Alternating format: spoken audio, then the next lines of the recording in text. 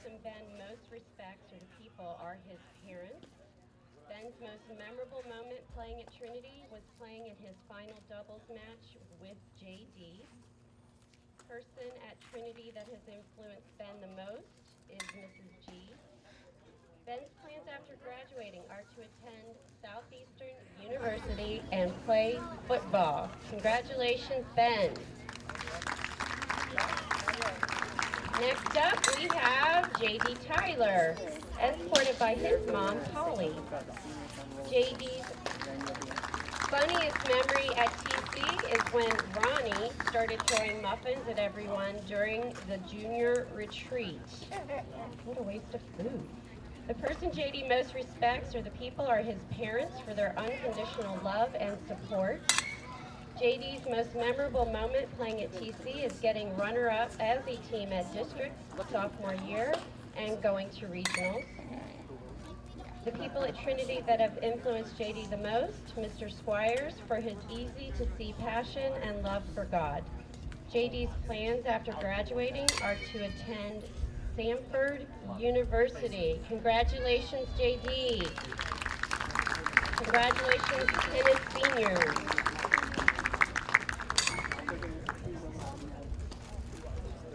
I don't know that the Williston team can hear me, but we wanted to take a moment to congratulate the Williston senior baseball players. No? Cameron Coffey, Tad Donald, Coy Fant, Tyler Moore, Brody Pierce, and Denver Ripley. Congratulations.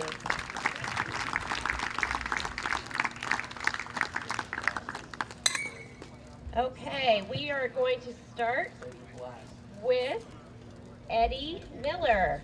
He is being escorted by his parents, Connie Miller and Papa Bruce, as he is affectionately referred to as.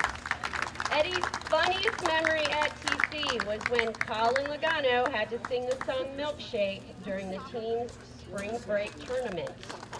The person Eddie most respects, the people, are his parents and grandparents for always setting a great example for him to follow. Eddie's most memorable moment playing at Trinity was beating Williston in the regional semifinals his sophomore year. Wow. And winning the state championship last year. People at Trinity that have influenced Eddie the most, Coach Bond, Mr. Mulig, and Marky Mark and the Sheefy Bunch. That would be Mr. Schieffer. And Eddie's plans after graduating are to attend the University of North Florida to continue his education in accounting while also competing on the mound. Congratulations, Eddie.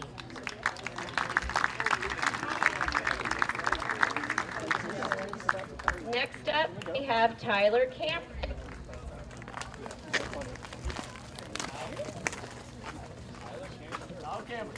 Tyler is being escorted by his parents, and Scooter.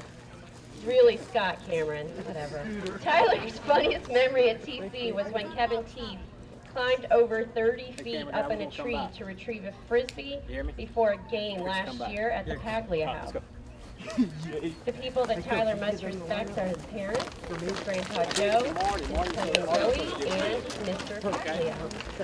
Tyler's most memorable moment playing at TC was when the bus tires blew out on the way home from the 2014 state champs. They were stuck there for over an hour on 75, but it's okay because they set up a small party on the side of the road and got all the semi-trucks to honk at them. People at Trinity that have influenced Tyler the most, Coach Bond and the rest of the coaching staff, especially Chief Sheaf, Mr. Mulig, and Mr. Westfall. Judge Rogers is a pretty cool cat too. Tyler's plans after graduating are to go to the University of Florida to pursue a degree in finance. Congratulations.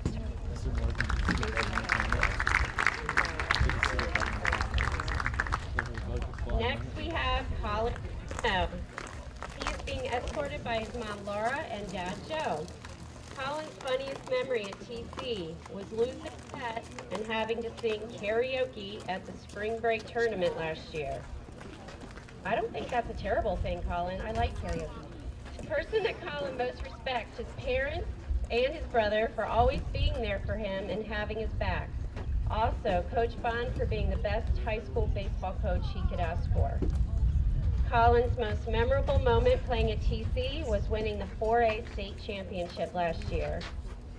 The person at TC that influenced Colin the most is Judge Rogers for expert instruction in law and on the baseball field. Colin's plans after graduating are to go to college and become a lawyer. Congratulations, Colin.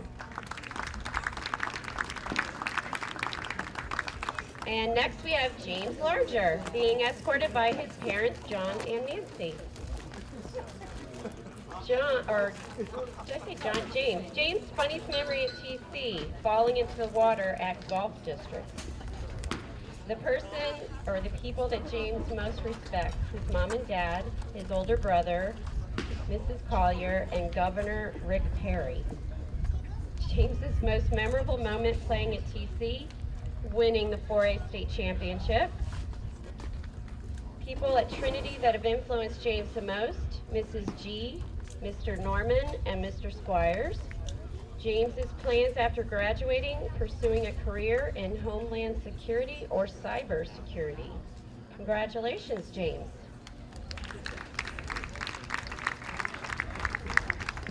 And next we have Thomas Layden, escorted by his parents, Melissa and Peter. Thomas's funniest memory at TC were rooms 343 and 420. That's all I have to say about that. The person Thomas most respects, or the people, are his parents, Coach Bond, and his cousins. Thomas's most memorable moment playing at Trinity, winning state championship last year, and the lake. The people at Trinity that have influenced Thomas the most, the coaching staff, Mr. Westfall, Miss Burton, B. Wright, and T. Cam. Thomas's plans after graduating are to either go to the University of North Florida or Rollins College to pursue a business management degree. Congratulations, Thomas. And next we have Anthony Paglia. He's being escorted by his parents, John and Jill Paglia. Anthony's funniest memory at TC was when him and Tyler Cameron and Coach Bond did a truck check and Colin was about to run 25 miles. Also when Kevin T climbed a huge tree to save a Frisbee at his house. The people that Anthony most respects are his parents, his grandparents, his brothers and sisters, his cousin Dominic, Mr. Cameron, and all of his closest friends. You know who you are. Anthony's most memorable moment at Trinity was winning the state championship last year, also when he dominated Coach Bond in a WWE wrestling match. People at Trinity that have influenced Anthony the most, Coach Bond, Coach Schieffer, and the entire coaching staff, Mr. Kuhn, Mr. Westfall, and especially Miss West, for always pushing him to work hard. Anthony's plans after graduating are to hopefully find a place to play baseball. If not, he will attend UCF, Nova, or FAU. Congratulations, Anthony.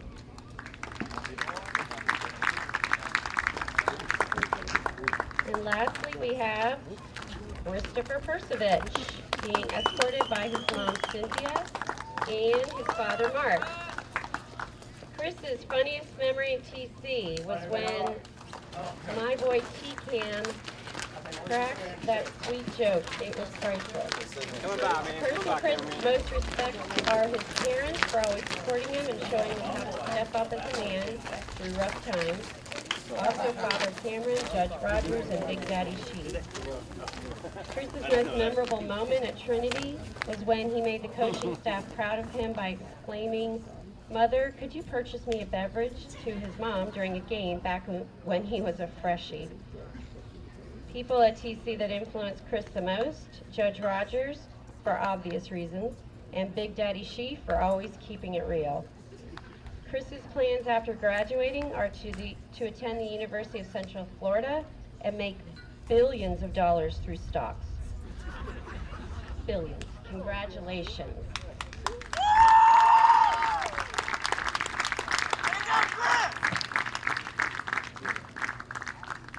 Okay, Coach Bond, your seniors have something to say to you, but I will be saying it for them. Dear Coach Bond, on behalf of the senior class, we would like to thank you for all the hard work and dedication that you have put into the baseball team. All of this has made us better players and better young men.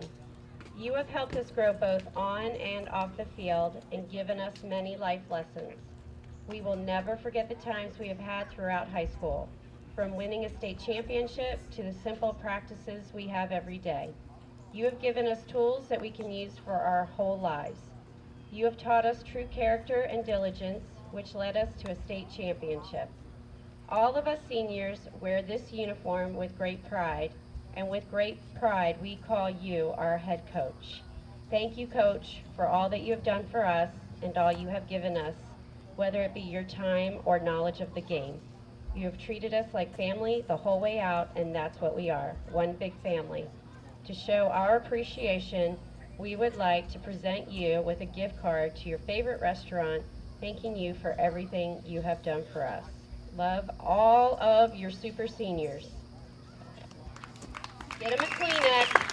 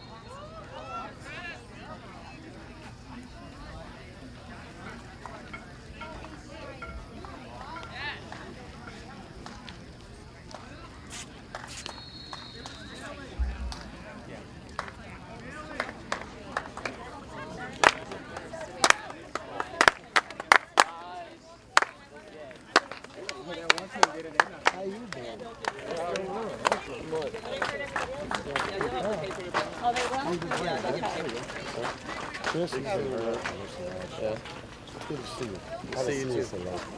What's up, big guy? Good seeing you, man. Doing all right? You too, yes, sir. Congratulations. Thank you. Yeah. On the championship and graduation. Yeah, I was talking to Eddie the other day. We were talking about how we're both playing college play baseball. Yeah, that's great. How it's been the dream. We're both in the same city, too. Yeah, right up in Jackson. Yeah. That's pretty cool. It's been the dream, bro. Right down the road. Yeah. All right, Mr. G.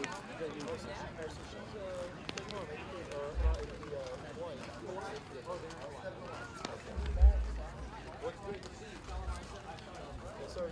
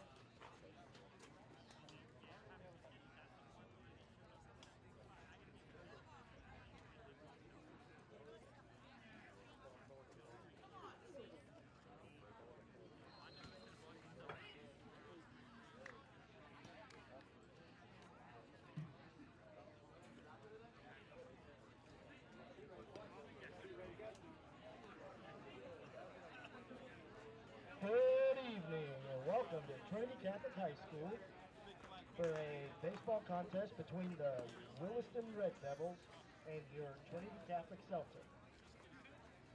Tonight's game is being sponsored by Insight Credit Union, and we would like to welcome Angela Boone, the branch manager, to throw out the first pitch.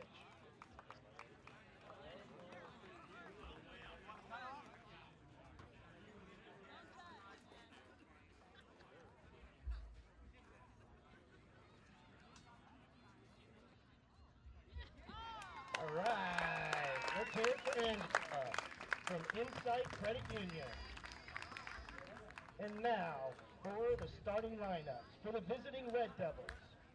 The substitutes: number 5, Denver Ripley; number 6, John Carlisle; number 9, Keith Hardy; number 10, Will Thompson; number 11, Reggie Days; number 12, Ted.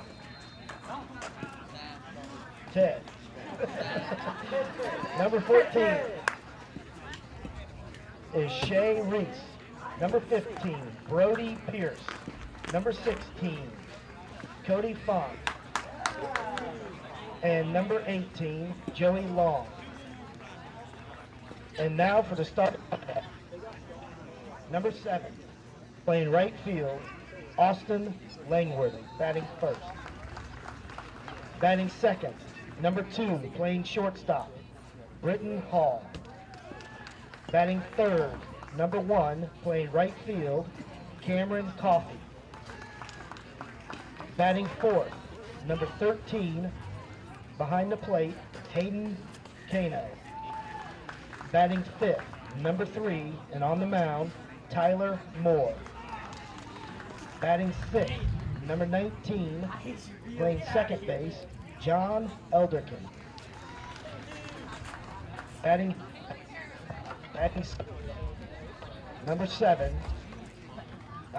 number 4, playing left field, Mason Butler. Batting 8th, number 17, playing first base, Rich Battle. Batting 9th, number 8, playing third base, Ricky Venesquez. And now for your Trinity Catholic Celtics. The substitutes: number 2, Brandon Wright; number 24, Jacob Pigeon; number 8, Kevin O'Rourke; number 23, Owen Boone; number 1, Michael Jimenez; number 26, Eddie Lefevre; number 15, Dylan Logano; number 17, Noah Carmen; number 4, Ryan Rogers; number 32, Tyler Lynch; number 10, Jackson Dean; and number 27, Alex Cameron. And now for the starters. Batting first, number 30, playing shortstop, Andrew Perezo. Batting second, number 16, playing second base, Thomas Layden. Batting third, number 14, behind the dish, Raph Libanow. Batting fourth, number 7, playing right field, Colin Logano. Batting fifth, number 6, and on the mound, Eddie Miller. Batting sixth, number 37, playing third base, Tyler Cameron. Batting seventh, the DH, number 21, James Larger. Batting eighth, number 5, playing left field, Chris Persevich. Batting ninth, number 33, playing center field, Anthony Paglia. And playing first base, number 34, Thomas Spinelli.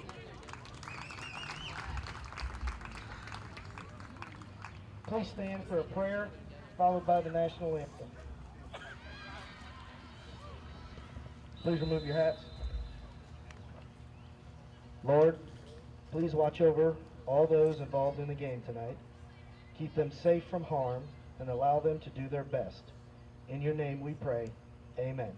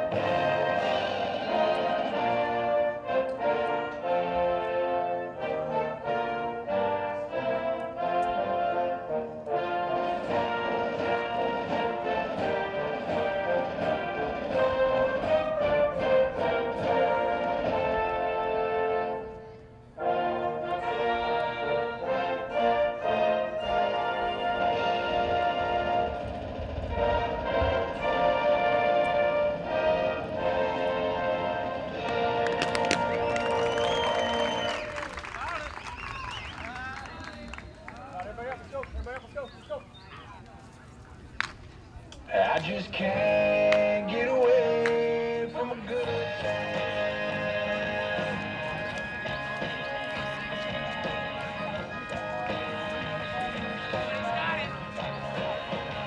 It started out innocent enough, hanging in the backyard, working on my truck, learning some languages, Saturday afternoon. Next thing you know, my neighbor came to walk back. Says we whacker run out of gas. Open card, started dropping it up at the bridge in the back of my shop. One cold one turned into four. Four's got a way of turning into more. Bust out the wieners, bust out the bun. Fire up the grill, gonna have a little fun. Follows me around wherever I go. Just like a wave behind my old backbone. Won't be down, just bring me around. Next thing you know, a damn party breaks out. Hey, I'm just a victim of the circumstance. I learned to make it all a part of my plan. It don't matter how hard I try.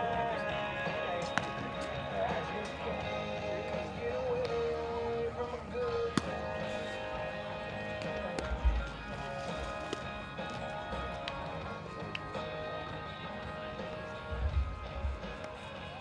Three spot, he'll have guys on base this game, and we'll see if he can drive them in.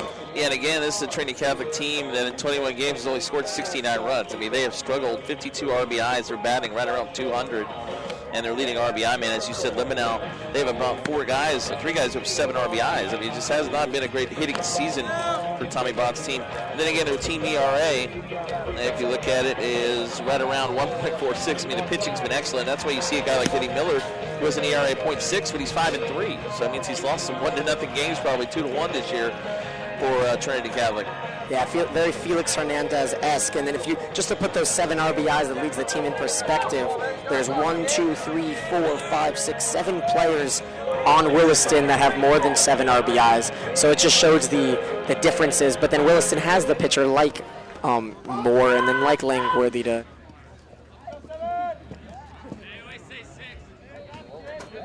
Moving on, number 7, Austin Langworthy.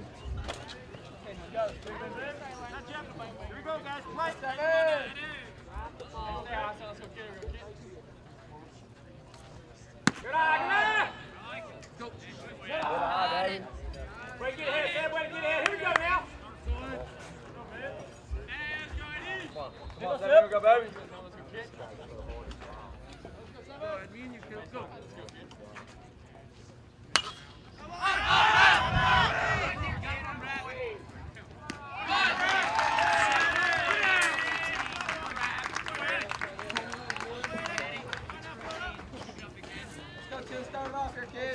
The high inside fastball's got to scare him. Kind of backed out on that pop-up. A good crowd here tonight for senior night. We're sitting behind home plate in the bleachers. It's pretty packed up here, and folks in their lawn chairs. A good Williston crowd on hand as well. Not a 30, 45-minute trip to Ocala. Here's Britton Hall, the shortstop. Number 2 hitter, the son of Coach Scott Hall. First pitch outside, 1-0. The sophomore started last year as a freshman on this Williston State Championship team. Williston a year ago, led by Austin Langworthy and senior Trent Johnson, won the 1A state title. They allowed 1 run in 4 postseason games last year. And Austin Langworthy with the entire season with an ERA of 0. Trent Johnson around .6 last year. He's now at Santa Fe College as that pitch misses inside 2-0. Yeah, Hall's batting .279.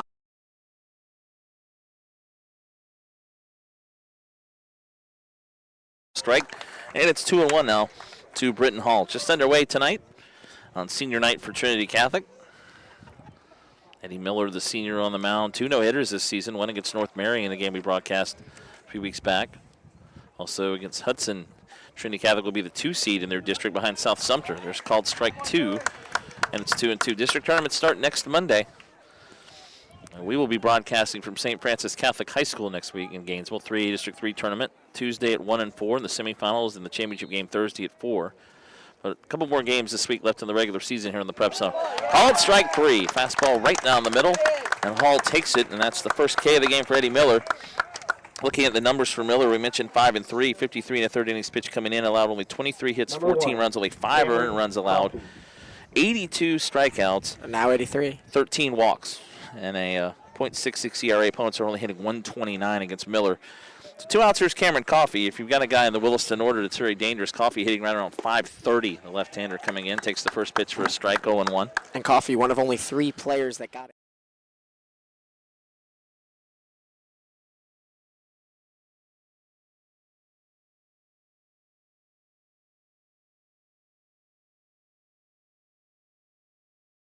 When outside 1-1. And we saw a strike to start that one off.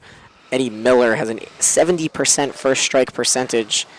And those first 2 batters, he started off with balls but fought back. Here he started off with a strike. 1-1 on the way.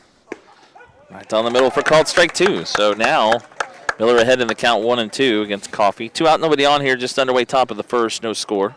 Hasn't really thrown a straight fastball yet. All of his fastballs seem to have a lot of movement, 2-seam and sinking action. Nice breeze blowing here tonight. And you look at the flag in left center, low wind at all. There's called strike 3 on the outside corner. Coffey shaking his head. Miller gets back-to-back called strike 3s to end the inning, and Williston quickly goes 1-2-3 in the top of the first against Trinity Catholic lefty Eddie Miller. 2 Ks for Miller. We go to the bottom of the first. It's Williston nothing, and Trinity Catholic coming to bat. And you're listening to High School Baseball here on theprepzone.com. We'll be back in just a moment.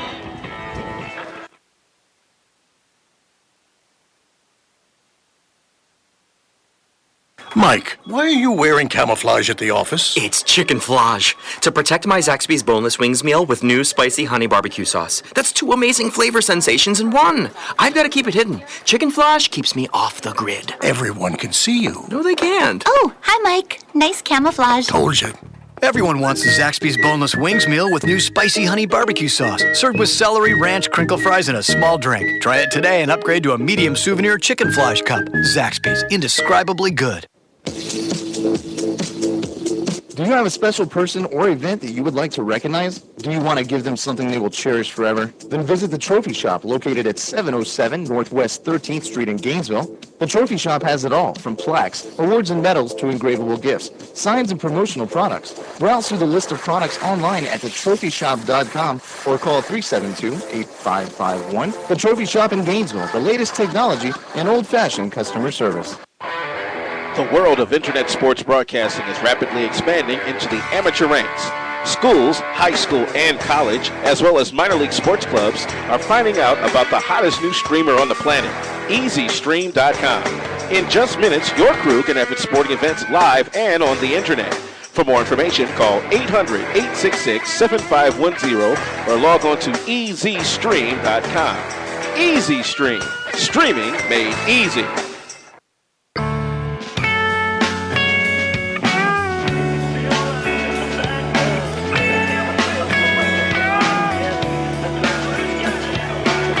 hear the music over the country music being played from the public address behind us here. But we are in the crowd tonight. Marty Paul and Daniel Gilman right up here in the bleachers at Trinity Catholic High School. Senior night, got the balloons, green and gold balloons out as well. Festive senior night for Trinity Catholic, their final home game of the season. They'll be the number 2 seed in their district behind South Sumter. The tournament will be played at the Villages for Trinity Catholic next week. They will finish off the regular season with a game at Fort White Thursday night. And as I mentioned, South Sumter, the number 1 seed, coming up in Trinity Catholic 4A District 6. You know, you look at the banners here, Daniel, and you notice Trinity Catholic won 10 straight district titles from 2004 to 13. Last year they actually did not win. They were district runner-up, and then they won the state title for the first time. It's a good sign going into this season. Fouled off as Andrew Parezo leads it off. The shortstop comes in batting .250. Because you look at a team that is 10-11 with nobody batting over .245 or .250, like you say. Parezo's leading the team. No one over 7 RBIs, and you don't think too much of them. Chop back to the mound. Tyler Moore gets in front of it, and he's able to knock it down, throw it a first in time. Parezo hit it well, but out to the Williston pitcher, and that's 1 out. Defensively for the Red Devils, we mentioned Tyler Moore's pitching right battle at first base. John Ilderkin is at second. Ricky Vanasco playing third tonight. The shortstop is Britton Hall. In the outfield, Austin Langworthy in center. Cameron Coffey in right field. Mason Burton in left. Behind the mound, or behind the plate, Hayden Kano and Tyler Moore is pitching. Moore is 4-0 for Williston as he now faces Thomas Layden. First pitch is a strike on 1. More a true second pitcher on the team. Second in innings, second in hits allowed, second in runs allowed, or most in runs allowed, but second in strikeouts. He's got a decent ERA, 2.1. Nothing like the .66 and the 1.1 that we've got here with the Aces. Low outside, 1-1 now. Yep, had a 2.40, as you said, about 2.0 ERA now, or a little bit mid-twos. Hit to first. Boy, tough bounce, and it bounces behind Battle and goes into right field. But it just hit right on the edge of the grass, and Battle was playing near first base. It just bounced to his right. I'm not sure if we'll give that a hit or an error at this point. Kind of a weird play there. I don't know. I think I would call that one an error. Battle didn't get his body in front of it. He kind of tried to, he outlaid it. It was a bit of an O-line, so we'll say that's an error charged on the first baseman. But looking at Moore's numbers, this is his 6th start of the year. Actually, now his 8th start. He has 2 complete games, 1 shutout, his 9th appearance of the season.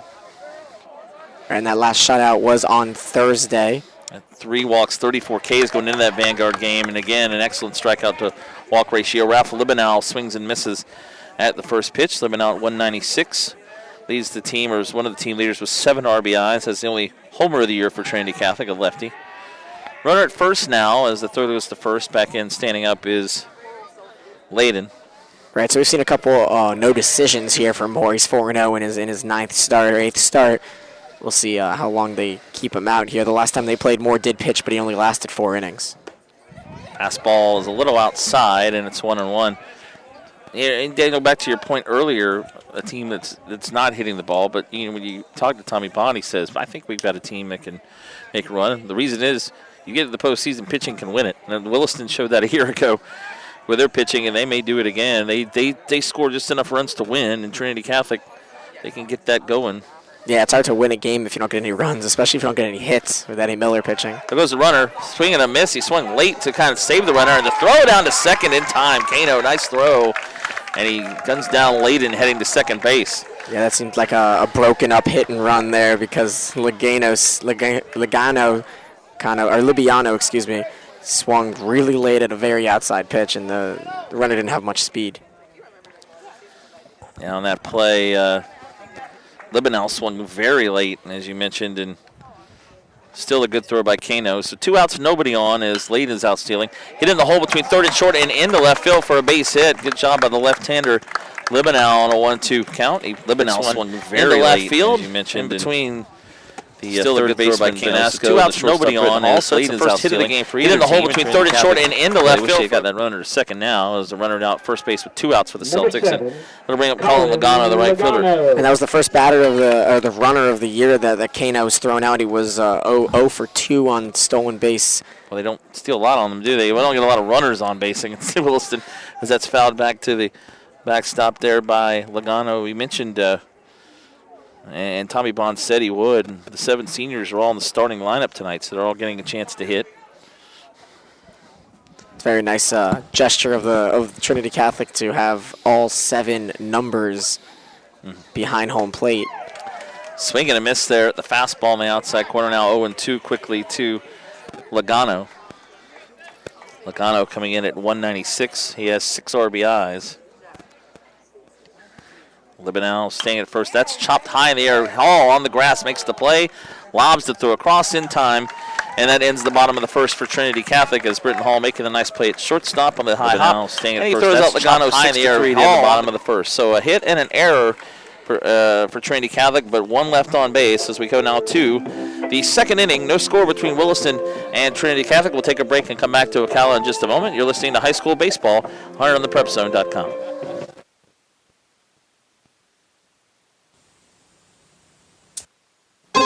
State Farm, this is Jessica. Hey, Jessica, Jerry Newman. Does State Farm offer more discounts to more drivers? Yep, like the good driver discount. So it's for good, but not great drivers? No, Jerry. There's also the multi-line discount. For calling from multiple lines while driving? You should never use a phone while driving. I only make calls from my car when I'm stuck in a ditch or something. Are you in a ditch? Yes, I am. State Farm offers more discounts to more drivers than any other insurance company. Get to a better state. Your local agent in Gainesville is Mark McGriff. Call 352-372-8406. Sun State Federal Credit Union invites you to bank local. What does that mean? It's simple. Banking with Sun State stimulates our local economy by keeping your money and its impact right here in North Central Florida. Bring your money home. Not a Sun State member? Not a problem. It's easy to qualify and join. With free checking, no minimum balance, direct deposit, online banking, electronic bill pay, a smartphone app, no minimum balance, great loan rates, and Sun State's Nickelback program. Why wouldn't you bank local? And speaking of local, all of Sun State's employees from tellers and member service reps all the way up through the volunteer board of directors are local. They live here, shop here, eat here, and work in North Central Florida. You can't say that about the national banks. When you take out a loan with a national bank, the money goes to headquarters somewhere out of state. Credit unions are not for profit, not for charity, but for service. That's why Sun State's loan rates are so low. Let Sun State show you the difference and make a positive impact on our local economy. Sun State Federal Credit Union, your local credit union. Sun State Federal Credit Union, federally insured by the NCUA. All right, we go to the top of the second. Marty Paulman here along with Daniel Gilman, live from Trinity Catholic High School in Ocala. Let's tell you about our sponsor tonight, Trinity Catholic Baseball, Triple Crown Homes. When your family is ready for a new home, you'll appreciate the family-owned professionalism of Triple Crown Homes and Triple Crown Realty. Call Triple Crown Homes at 352-861-6055 or visit them online at triplecrownhomes.com. And also Zaxby's, thanks to our 4 local Zaxby's restaurants, proud supporters of Trinity Catholic High School. Hayden Kano swings and misses at the first pitch, and it's 0-1 quickly. Lefty Eddie Miller, and now the 0-1 to the righty Kano is fouled back to our right out of play. And it's 0-2 as we start the top of the second, no score. And we see that high first strike percentage come into play here. 2 quick ones. Kano is batting .286, one of only 6 players to play in every single game this year, all 22. Yeah, Scott Hall about leaders on this team, and obviously Austin Langworthy's one of them, but he mentions Hayden Kano right away. He's the straw that stirs the drink, I guess you could say. You could call it that. And as a senior, Kano, the catcher, has been the leader of this team through his career. 0-2 fouled off, and it remains 0-2. You know, it's funny, listening to some of the seniors for Trinity Catholic say their greatest moment was beating Williston a few years ago in the regional semifinals. They played, Williston was in Class 4A till 2 years ago, and they played Trinity Catholic in the playoffs a few times. So they had some good matchups between the two. The 0-2 is outside 1-2, and Williston, when you look at them, defending 1A state champs, they're ranked number 1 in the state again this year at 20-2, and the favorite to win it again. And they kind of play like a team in a higher class, and they've beaten Gainesville, who's a 6A school, Denellen in 5A, Vanguard in 6A last week. They've beaten Trinity Catholic in 4A. They beat North Marion twice. They've beaten a lot of teams, as that's fouled off behind us, who played in higher classifications. Yeah, and Coach Bond did talk about there's a reason why this game is played so late in the year, and it's a non-district game, but it's still a high-tempo, high-intensity kind of game, kind of have that playoff feel. 1-2 on the way, and that hit him. That was down and low. It hit Kano right on the foot. So first run of the game for Williston. It's a hit by pitch. Kano goes to first, play off the top of the second. That'll bring up the pitcher Tyler Moore. And you're right, these two teams played in the second week of the regular season. Third, very early in the season, and Trinity Catholic lost to Williston 3-1 at Williston. And here they are playing in the final week of the regular season. And it's got to be a nice test as both teams start district tournament play next week. Williston, the number 1 seed in 1A District 7. That tournament will start at Chiefland next Monday. And Trinity Catholic, the number 2 seed, to South Sumter in 4A District 6. That tournament will be at the Villages. Throw to first, and Kano back in standing. And Tyler Moore, no slouch at the plate. He went 0 for 2 on Friday against GHS, but is batting .260 this season. He plays third base when he's on the mound. As the pitch inside, nope, called strike. Moore backed off, but it's called a strike by Miller for Miller, and it's 0-1. Miller heading again to the University of North Florida. Miller has a really good move to first base, and when he goes home, it's kind of hard to decide whether he's going to first or not. I don't see Keno going anywhere, but still, you never know. Now, medium-sized lead, and they have him picked off. They'll throw to first. Now they have him in a rundown, and Kano falls down, and he's out. I think it's a balk. I think it was a balk. You're right. Yeah, he seemed to be going towards home. Yeah, I agree. Right? Yeah, but to say, you're right, he has a good move, but at that point, he was heading towards the mound, or heading towards the plate, and Tommy Bond is now out to talk to the home plate umpire about that. Yeah, I was going to say I thought it was a balk. And now Williston decides to courtesy run for the catcher. But, yeah, he seemed to have his whole body going home and then decide to go to first because he saw Kano running. And Kano fell down between first and second. He was pretty much dead meat there, but with the balk, he will get second base, and now Williston will bring in a runner, number 9. It was still a late call by the umpire. It seemed they were a good amount into that rundown before he called balk. I was waiting for it. Calling him out of the baseline there. I know. Kevin Hardy is the runner, or Keith Hardy, pardon me, for Williston. Keith Hardy with 10 steals on 11 attempts, so he's got some speed running for the catcher. We'll see him all day running for Kano. Well, we're still talking it over here. Scott Hall came out to talk to the umpire. Eddie Miller's talking to the base umpire. He wanted to know exactly what Miller did wrong so he could tell the pitcher not to do it again. But I think what it was is his entire body was going forward and then decided to step to first. And you could see where his foot went. It wasn't directly at first base. It was more in between home plate and first, and that's what got him. Well, the count is 0-1 to Moore. But now the runner is at second base with nobody out. Showing bunt, Moore pops it up and caught in foul territory. Good play on the run there. Great hustle by Spinelli. Yeah, Spinelli, the first baseman, makes the play. Second base and nowhere for Hardy to go as he will stay at second base. Moore pops it up and caught in foul territory. Good play on the run there. Great hustle. So 1 out, and that brings up John Elderkin. John Elderkin. The second baseman for Williston. Big opportunity there, and we'll see if that hurts Williston now with that runner at second and 1 out. We've seen that a few times this year with bunts being popped up in that situation. Right, especially on an 0-1 pitch where you only have 2 pitches to get down. Elderkin leads or second on the team in average with 3.06 average, and is also second on the team in doubles. Chops it fouled on the first base side. It's 0-1. Elderkin is a junior. Williston does also have 7 seniors, as you mentioned earlier, Daniel, along with Trinity Catholic, but pretty good junior class coming back next year, seniors, and of course they'll be led by Austin Langworthy, number 7.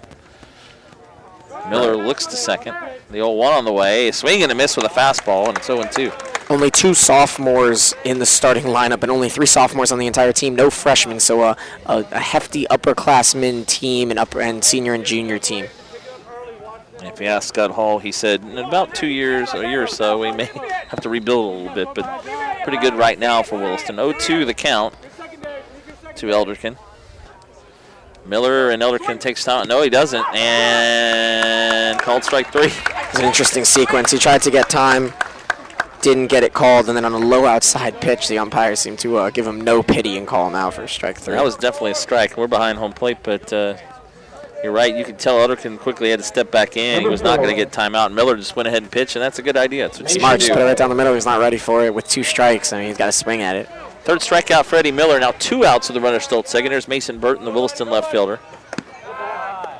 And the first pitch outside, 1-0. And this would be a prime opportunity for Williston to score against a guy who does not let up a lot of runs. Less than 1 run allowed per 9 innings, and you got a hit by pitch, a balk to second. Could not execute the sacrifice bunt, and if Williston can't get a run out of this, they'll be biting at themselves later. No hits for Williston so far. 1-0 swing and a miss. The throw. Libanow, I think, hit the bat. He must have as he tried to throw to third. The ball was rolled down the third base line. Hardy going to get into third, and that's just one of those freak plays. That was unfortunate. He had him too. It was a bad jump. Yeah, it really was, and he was, as he's throwing, Hardy wasn't even halfway to third. You're right. Even a decent throw gets him, and now Libenow being checked on. So unfortunately, the arm, as it was going forward to throw to third, hit the bat of Mason Burton, and then the ball kind of rolled over towards the dugout of Williston down the third base line. But now we're worried about the weird innings so far. We thought a guy was picked off between first and second. He ends up getting the second on a balk, and now the catcher Libenow trying to throw to third hits the bat and with his right hand, and he's getting a nice hand from the crowd. Coming up following the conclusion of our game, we'll be announcing our Sonic Player of the Game, brought to you by your local Sonic Drive-In. What do you call a place with 25 flavors of real hand-mixed ice cream shakes anytime, day or night? You call it Sonic. That's what. And I'll be there tomorrow night. Marty Palmer with Mike Rideout. Our Prep Zone show usually Monday night will be Wednesday this week from 6 to 7 p.m. at Sonic on 39th Avenue in Gainesville. This week, our guest, the Buchholz baseball team. Listen on your iPhone, iPad, or computer. That's the Prep Zone Sports Show tomorrow night, 6 to 7 p.m. online at theprepzone.com. All right, 1-0 the count. And now Miller steps off, and he's wondering what's I think it's 1-1. That's what it was. was. The first pitch was a strike, and then the second one was a ball. And that's what Miller wanted was the count. It's 1-1. It was 1-0 on the scoreboard. So 1-1 the count. The runner at third now, 2 outs for Williston. Now a very good opportunity for Williston to score. Swing and a miss. Boy, like a curveball, and he swung right through it. It's 1-2 now. Nice pitch by Miller. Mason Burton, the Williston left fielder. Number 7 hitter in the order, a junior. 1-2 for Miller. Is hit up the middle and into center field, base hit. Soft line drive, first hit of the game for Williston, and it brings home the first run of the game. As Hardy scores, RBI for Burton, and Williston on top first as they get a run off Miller. Really a strange way this inning. A hit by pitch, a balk, a steal, and then a 2-out single, and Williston takes the lead 1-0. Yeah, very interesting inning. I don't even know how to rule that. I mean, I guess it's an earned run, but it's as unearned of an earned run as you get with the balk and then the unfortunate throw to third. Well, as the first pitch quickly coming in as a fastball inside corner to Ryan Battle for a strike. I guess technically a balk is an error on the pitcher, but again, it doesn't count as an unearned run. So you're right, it's an earned run either way. It's kind of like when a pitcher gets an error, but then that doesn't count against their ERA. Kind of a strange Here's the opposite, yeah. The 0-1 is low to Battle. It's stopped by Libenow. It's 1-1. So Burton, with a 2-out RBI single straight into center field, has given Williston the lead. I guess the lights don't all work out there because it looks like it says 7-0 Williston. So one must not be working. Burton's 9th RBI of the season. Good job of hitting there. The 1-1 now to Battle is just a little bit high, and it's 2-1. Yeah, Mason Burton had to deal with his bat hitting the hand of the catcher, and then he looked very uncomfortable on those 2 strikes where he swung at those and then kind of sends one right back up the middle for an RBI single. 2-1 the count. Miller now to first, and again, a high leg kick thrown on in time. But you're right, Daniel. That could be, I guess, misconceived or completely correct as being a balk, the way the move is for the lefty. And you see a lot of lefties pitch that way. It's a matter of inches, whether he leans forward or leans straight. That makes the difference. That's what the runner's looking at. 2-1 Battle fouls it down the right field line out of place. Now the count even at 2-2. Battle batting .240 this year, but with 13 RBIs, 5th on the team. All right, 2-2 the count. Runner at first with 2 outs. Now it looks like a 1 out there. Miller with a 2-2. Swing and a miss, strike 3. 2 more strikeouts in the inning for Miller. He has 4 through the first 2 innings, but Williston does get a run on 1 hit. And there was 1 runner left on base. We head to the bottom of the second. It's Williston 1, Trinity Catholic nothing. You're listening to High School Baseball here on theprepzone.com. We will return right after this. But soft serve, what shake through yonder window breaks? Oh, I get it. A little Shakespeare for Sonic's Summer of Shakes. Yeah, I thought I'd write 25 Shakespearean monologues, 1 for each flavor. Nice. Did you use iambic pentameter for each one? Oh, I don't know what that is. It's a literary device. No, I used a different literary device for mine. Oh, which one? A pen? Celebrate summer with 25 real ice cream shakes, all half price after 8 p.m. This is how you Sonic. For a limited time, only participating Sonic drive-ins. Call Star Sonic for specials. Not all carriers covered. Message and data rates apply. When your family is ready for a new home, you'll appreciate the family-owned professionalism of Triple Crown Homes and Triple Crown Realty. Locally owned and operated, they've been serving the Ocala community for over 20 years. Please stop by and see our latest gym, The Emerald, located on State Road 200, 5 miles west of I-75, or our Evergreen Estates location. We will treat you like family, one of the reasons why we're called Central Florida's Family Builder. Call Triple Crown Homes today at 352-861-6055 or visit us online at triplecrownhomes.com.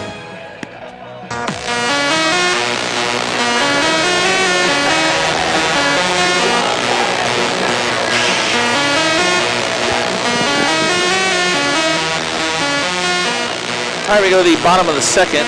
Williston with a run on the board in the top of the second leads Trinity Catholic 1-0. Celtics did get a hit in the first inning and had a runner reach on an error, left one on base. Williston, a run and a hit now, is also left one on base. Eddie Miller will lead it off, the pitcher for Trinity Catholic, a right-handed hitter here in the bottom of the second against the righty Tyler Moore.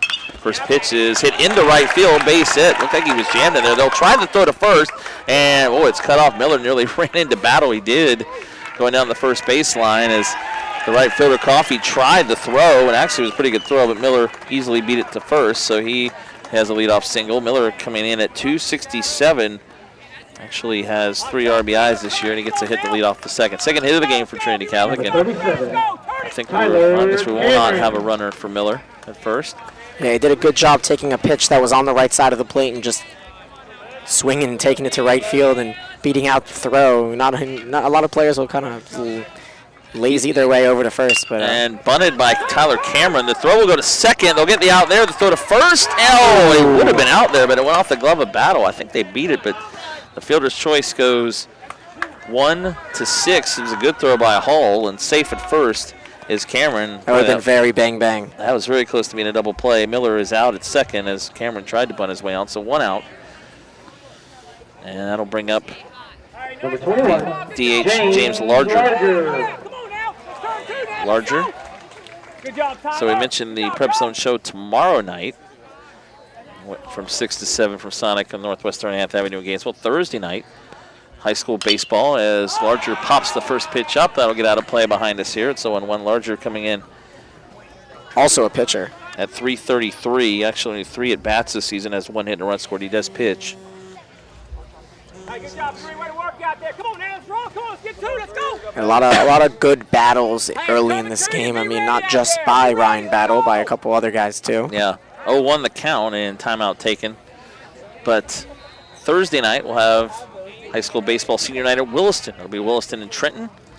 Kyle Logan and Ben Murphy will have the broadcast coming up Thursday night with the first pitch at 7, pregame 6:45. Trenton and Williston senior night for Williston, 2 1A schools there. As there's a strike on the outside corner, 0-2. And then Friday night, busy week on the Prep Zone. Mike Rideout will have the action along with Jeremy Rogers, PK Young, and Oak Hall. Senior night for the Blue Wave. 2 Gainesville schools hooking up again. That'll be Friday night at 7 with pregame at 6:45. That's all this week here on the Prep Zone. 0-2. Fastball is high, 1-2. So busy week after taking Monday off.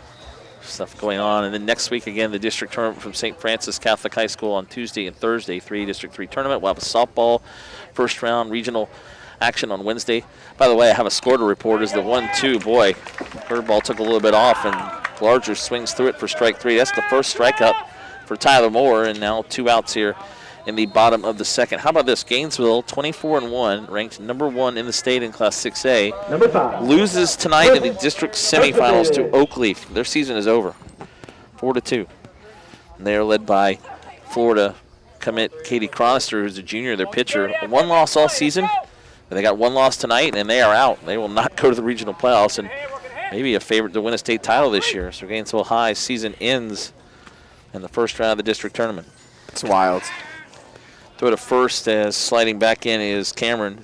Chris Persovich takes the first pitch for a ball, 1-0. I think a lot of people will be as surprised if this Williston team gets knocked out in the district semis as well. And that is chopped to second. Oh, a tough out, but he makes the throw to first. Good play there by the Williston second baseman as it took a short out. Elderkin made the play and able to get it to first to get Persovich by a few steps. That'll in the bottom of the second for Trinity Catholic. No runs on a hit. And there's 1 runner left on base. We go to the third inning. It's 1-0 Williston leading it. And when we come back, Daniel Gilman will take you through innings 3, 4, and 5 with the play-by-play. You're listening to high school baseball here on the Prep Zone. Back in a moment. Mike, why are you wearing camouflage at the office? It's chickenflage. To protect my Zaxby's boneless wings meal with new spicy honey barbecue sauce. That's 2 amazing flavor sensations in one. I've got to keep it hidden. Chickenflage keeps me off the grid. Everyone can see you. No, they can't. Oh, hi, Mike. Nice camouflage. Told you. Everyone wants a Zaxby's boneless wings meal with new spicy honey barbecue sauce, served with celery, ranch, crinkle fries, and a small drink. Try it today and upgrade to a medium souvenir chicken flash cup. Zaxby's, indescribably good. Do you have a special person or event that you would like to recognize? Do you want to give them something they will cherish forever? Then visit the Trophy Shop located at 707 Northwest 13th Street in Gainesville. The Trophy Shop has it all, from plaques, awards and medals to engravable gifts, signs and promotional products. Browse through the list of products online at thetrophyshop.com or call 372-8551. The Trophy Shop in Gainesville, the latest technology and old-fashioned customer service. The world of internet sports broadcasting is rapidly expanding into the amateur ranks. Schools, high school, and college, as well as minor league sports clubs, are finding out about the hottest new streamer on the planet, EasyStream.com.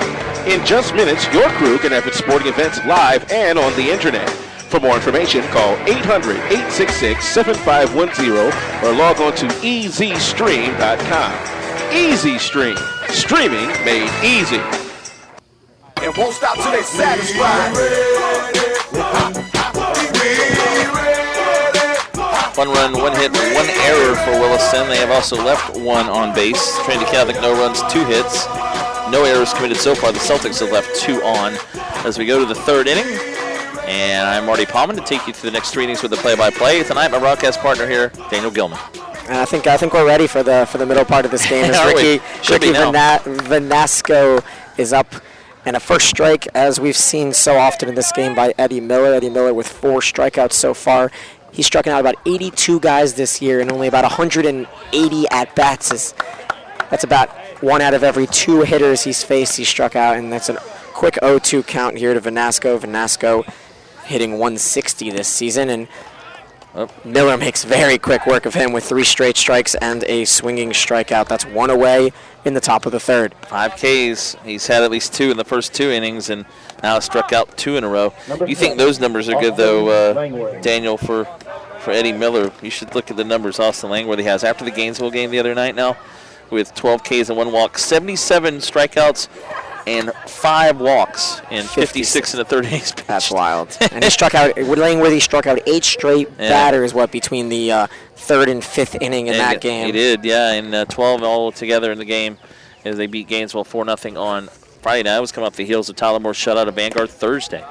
So they haven't allowed a run now in the last 2 games. Speaking of Austin Langworthy, he's up to bat, and there's a quick strike and a quicker ball, so it's a 1-1 count early to Langworthy. He popped out to the catcher to start the first inning, but he looks very comfortable in this one as he sends a fastball right back up the middle and into center field for a base hit. I don't think you're going to keep a hitter like Langworthy down very long, and after seeing Miller the first time, he got to look at him this time. He gets Williston's 2nd hit of the game straight up the middle into center field. Got to look at Williston's schedule here and see. Number 2, Britton. Trying to remember who they played before the Vanguard game. See how long this streak runs of shutout innings. They've won 12 straight. I think they only have 2 straight shutouts. Here's Britton Hall, the shortstop. He struck out looking in the first inning. See if Williston's a little more aggressive. He bunts on the first pitch, but sends it way foul to the right. That's strike 1. Yeah, you're right. They beat Dixie County the game before that 13-1. And then the Brigade beat Santa Fe the game before that 2-1. So they've allowed 2 runs in the last 4 games. And both of Williston's losses are in extra innings. They haven't lost a game in regulation all season. They lost at home to Santa Fe in extra 6-5 in 8 innings, and then at North Florida Christian 3-2 in extra innings. That game was in Jacksonville. And North Florida Christian, the defending 3A state champs, actually beat Austin Langworthy in that game. That was the only loss of the year. Bunt again by Britton Hall. This one's a good one to first base. Miller only has 1 option, and that's first, and he throws Hall out. That's 2 outs. And you mentioned, too, that loss to Santa Fe in the 3rd week of the season was in extra innings, and then Williston was able to avenge that last week because they beat Santa Fe in Alachua. So another 4A school. Good job there, though, of bunting. We saw an opportunity missed earlier in the game by Trinity Catholic bunting it, and that time Britton Hall able to get the sacrifice down to move the runner to second. Right now the leading hitter in the game. Cameron Coffey's up. He didn't look too comfortable against the lefty in the first inning. He struck out looking as well as Hall to end that first. Coffey batting .528 this season, and that's a hefty number, and the season's almost over. So to bat .528, 35 hits, 25 RBIs, 1 home run, leads the team with that 1 dinger. Yeah, both teams have hit 1 home run this year, and again, it tells you that you don't see a lot of home runs in high school baseball. Both these teams will play small ball. First pitch high and outside to Coffey, 1-0. And I can tell you, and I don't know if you've been to Williston's ballpark yet, but center field deep. is 430 feet. Very deep. It's not going to get a lot of home runs there. And it's just a big ballpark all around. But, Scott Hall said last week that's what JetBlue Park in Fort Myers is like, a huge ballpark. That's where the state semifinals and championship will be. And that kind of gets you ready for it. Oh, a big hanging curveball lands right down the middle, but just late as Coffey as he sends that one foul. Langworthy on second base with 2 outs. Langworthy 15 of 16 this season, stolen bases. And that grill is really smelling. The only thing about being outside is, man, I am smelling the burgers here. I have to take a break and have one of those. But I feel like Zaxby's post-game is more likely. Zaxby's one of our sponsors tonight of Trinity Catholic Baseball. 1-1. Right down the road here in 4 locations in Ocala. Fouled backwards, 1-2.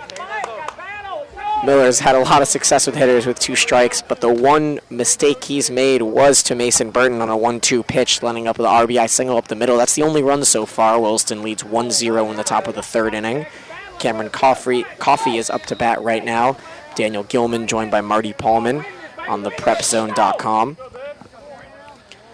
The 1-2 pitch to Coffey from Eddie Miller. Runner on second, 2 outs. High, 2-2. Little high. Miller just missed with a fastball. Coffey wanted it too. He's got to be careful with his hitter, as he said. .528. He's second in North Central Florida in average. There's a player at Trenton hitting higher than that. Doesn't get much easier. Cano is on deck with 18 RBIs this season, second to only Coffey. 2-2-2. Another hanging curveball, and he sends this one to left center field, and that's getting past the outfielder, scoring easily as Langworthy as Coffey heads to second, headed to third, trips up and dives back into second, but gets the RBI double, and Williston leads 2-0. Not sure if Coffey would have been able to make it to third as the ball was already cut off by the shortstop, but again, you cannot make a mistake against Williston. Eddie Miller doesn't make a lot of them, but he hung that one, and Coffey just drove it into left center, into center field, and all the way to the fence, the best hit ball of the night for either team, and that's another 2-out hit for Williston as Langworthy scores going all the way, and now the Red Devils, with a run in the second, run in the third, have a 2-0 lead. And Coffey was sitting on that curveball. He let the 2 fastballs go by for a strike and a ball, and then was sitting on that curveball that he fouled off and just missed earlier in the at-bat. Drove that one to left center field. Anthony Paglio had a shot at first, but realized it was trailing fast and decided to cut it off. Now Hayden Cano up to bat. There comes Ralph Libenow to the mound, and Miller was rolling along. He has 5 strikeouts, but Langworthy hit one hard earlier in the inning, and Coffey just laced that one into center field to give Williston the lead 2-0. Red Devils now have 3 hits, all coming in the second and third innings. But again, tough pitcher on the mound and Moore. I don't know how many runs he may need. Usually if Williston scores about 3 or 4 runs, they're in good shape. Yeah, the last 2 games we talked about were shutouts, 4-0 and 4-0. So, yep, there you go. Moore was the first pitcher in that one against Vanguard, and then Langworthy against GHS. Here's Hayden Cano settling in against the lefty. The first pitch right down the middle and line to second base. What a catch! Yes, what a play there. That was Thomas Layden with a jumping catch to save a run, and 2-0 is the score. Williston scores 1, but gets robbed of another one. We'll be back at the bottom of the 3rd inning after this commercial break. Sunstate Federal Credit Union wants to invite you to bank local. What does that mean? It's simple. Banking with Sunstate stimulates your local economy by keeping the money right here in North Central Florida. Bring your money home instead of sending it off to New York or North Carolina. Not a member? Not a problem. It's easy to qualify and join. With free checking, direct deposit, online banking, no minimum balance, great loan rates, and Sunstate's nickel back program, you earn a nickel for every signature debit transaction. Why wouldn't you bank local? Sunstate Federal Credit Union, your local credit union. Sunstate Federal Credit Union, federally insured by the NCUA. Want your school or club sporting events on the internet in just minutes? Log on to EasyStream.com and find out. That's EasyStream.com. EasyStream, streaming made easy. Bill, I've got to find a way to raise some money for my athletic program. Any ideas? Now that you mention it, I do. Have you heard of EasyStream.com? It's the easiest way to broadcast your school's games on the internet. EasyStream.com. Sounds interesting, but how is that going to help me raise money? You can get sponsors for your broadcasts on EasyStream.com. Your school can provide a key service to the community and make money doing it. What a great idea. My school will love this. I'm going to contact EasyStream.com today. What's the number? Just call 1-800-866-7510 or log on to EasyStream.com for more information. They'll have you broadcasting in no time. EasyStream.com. Streaming made easy. Call 1-800-866-7510 today. And we welcome you back to the bottom of the third inning here at Trinity Catholic High School in this defending state championship game. The defending state champions Williston and defending state champions Trinity Catholic. District 1 against District 4 here. And Tyler Moore settling in and delivering a first pitch. That one's to Anthony Paglio, the center fielder that couldn't quite track down the RBI double hit by Cameron Coffey. You know, I don't want to brag, but Coffey was my player to look out for in the beginning of the game, and he comes through with the RBI double here. Good choice. Paglio hits a ground ball to second base. Yeah, it wasn't obvious or anything. Well, I mean, easy out by Elderkin. Yeah. He's only leading the team. Yeah. Well, you've got a couple choices, either him probably or Austin Langworthy, who, if he's on the mound, he would be your choice, and or Kano or even Moore, who's pitching tonight. But yeah, a pretty good choice, Coffey at the plate, and again, he delivered that hit to center field to make it 2-0. There's a reason this team's 20-2 and an even 10-1 away and 10-1 home, 8-0 in the district. Actually, that game against North Florida Christian was a neutral site game in Jacksonville, so they played in the Tournament of Champions over there, so at Providence. So that's actually, they have not lost a true road game this year as Williston. The only loss was at home to Santa Fe. Good point. Second pitch fouled off to the right. His first at bat, Andrew Pareso, hit a liner up the middle and knocked down by Tyler Moore in the first inning. The leadoff hitter here. Pareso batting .250, 5 RBIs on the season. The count is 1-1. Second pitch, a slow changeup right down the middle. Pareso was not expecting that, and that's strike 2. Hey, way to work, son. Keep working now. Yeah, the tournament last week, the Catholic Schools Tournament in Orlando. First time they've had that event, as fouled off, but held at Bishop Moore High School in Orlando. Actually, Mike Radout was there on Thursday for the game against Bishop Rowe, but just Catholic schools. They played Tampa Catholic, Bell and Jesuit from Miami, Bishop Rowe out of Fort Myers, Bishop Snyder out of Jacksonville. And Trinity Catholic played in that tournament, went 1-3 against some good teams. Ground ball to second base. Hall's got this and throws to first. 2 away. Ryan Battle at first base with the catch. Both putouts in this inning. Yeah, Daniel, you and I had a chance to talk to Scott Hall before the game, and he said too, defense and pitching, and we've seen it so far tonight. Williston did make an error. It was on the first baseman. It was kind of a tough play that hopped behind it, but this is the team that's going to play excellent defensively. It starts up the middle with your shortstop Britton Hall and your second baseman John Elderkin, who have both made great plays so far tonight. Thomas Layden up to bat now. He reached on that error you talked about in the first and then got caught stealing on what seemed to be a missign hit and run with Raph Libanow up to bat. Ooh, this one down in the dirt and skips past the catcher and Kano, and 2-0 is the count early. Started a little, about 7:15, 7:20 because of the senior night activities. And again, the 7 seniors, their numbers are all in the grass behind home plate in white paint. 2-0 pitch right down the middle for a strike.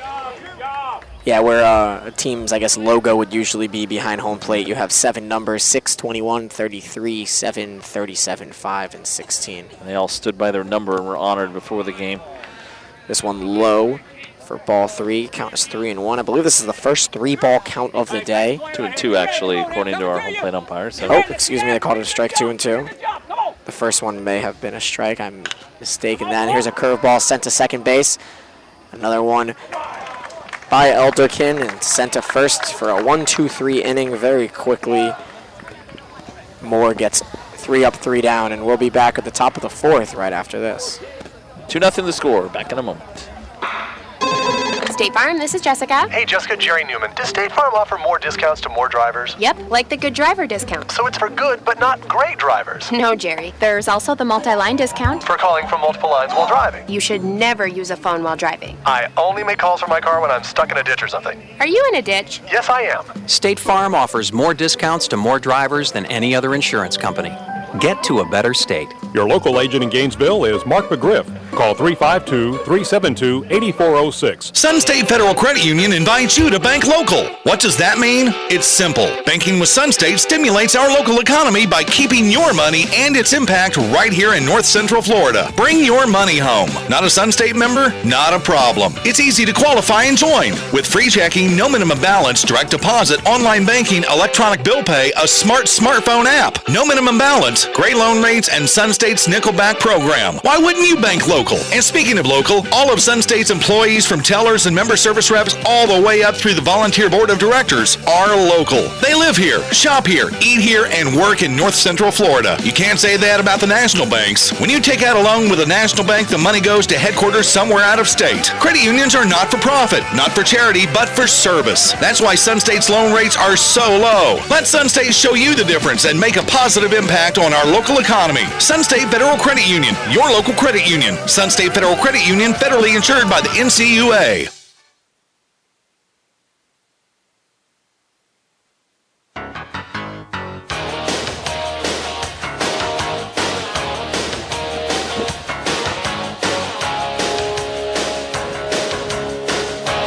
Welcome back here to Trinity Catholic High School. Daniel Gilman joined by Marty Paulman on the PrepZone.com. We've got a good one here, 2-0 in the top of the fourth inning.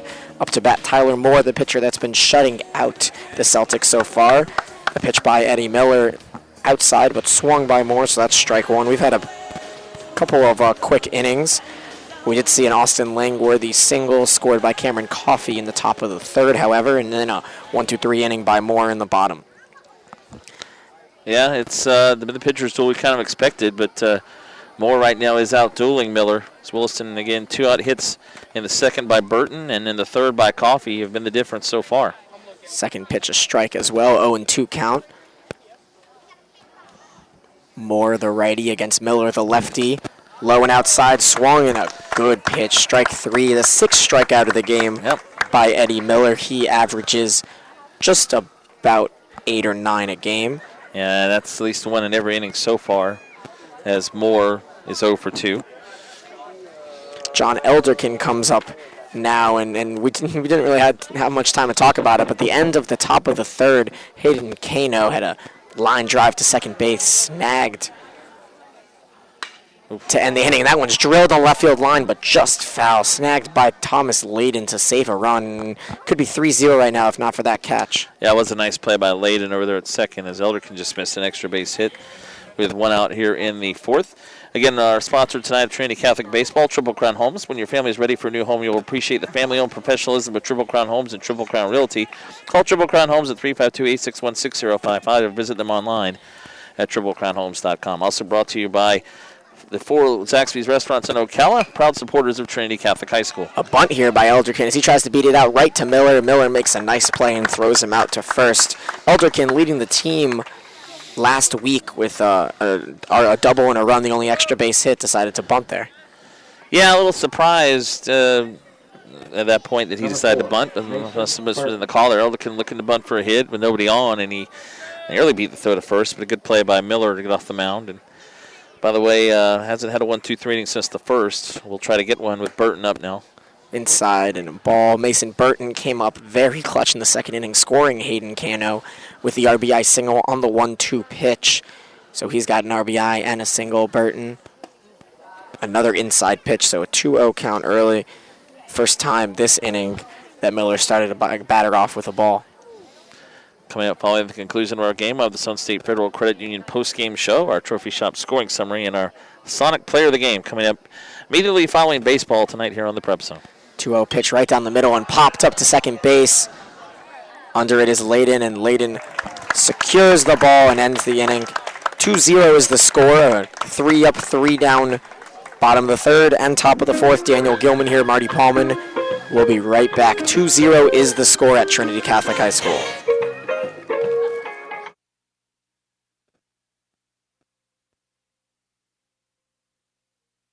soft serve. What shake through yonder window breaks? Oh, I get it. A little Shakespeare for Sonic's Summer of Shakes. Yeah, I thought I'd write 25 Shakespearean monologues, one for each flavor. Nice. Did you use iambic pentameter for each one?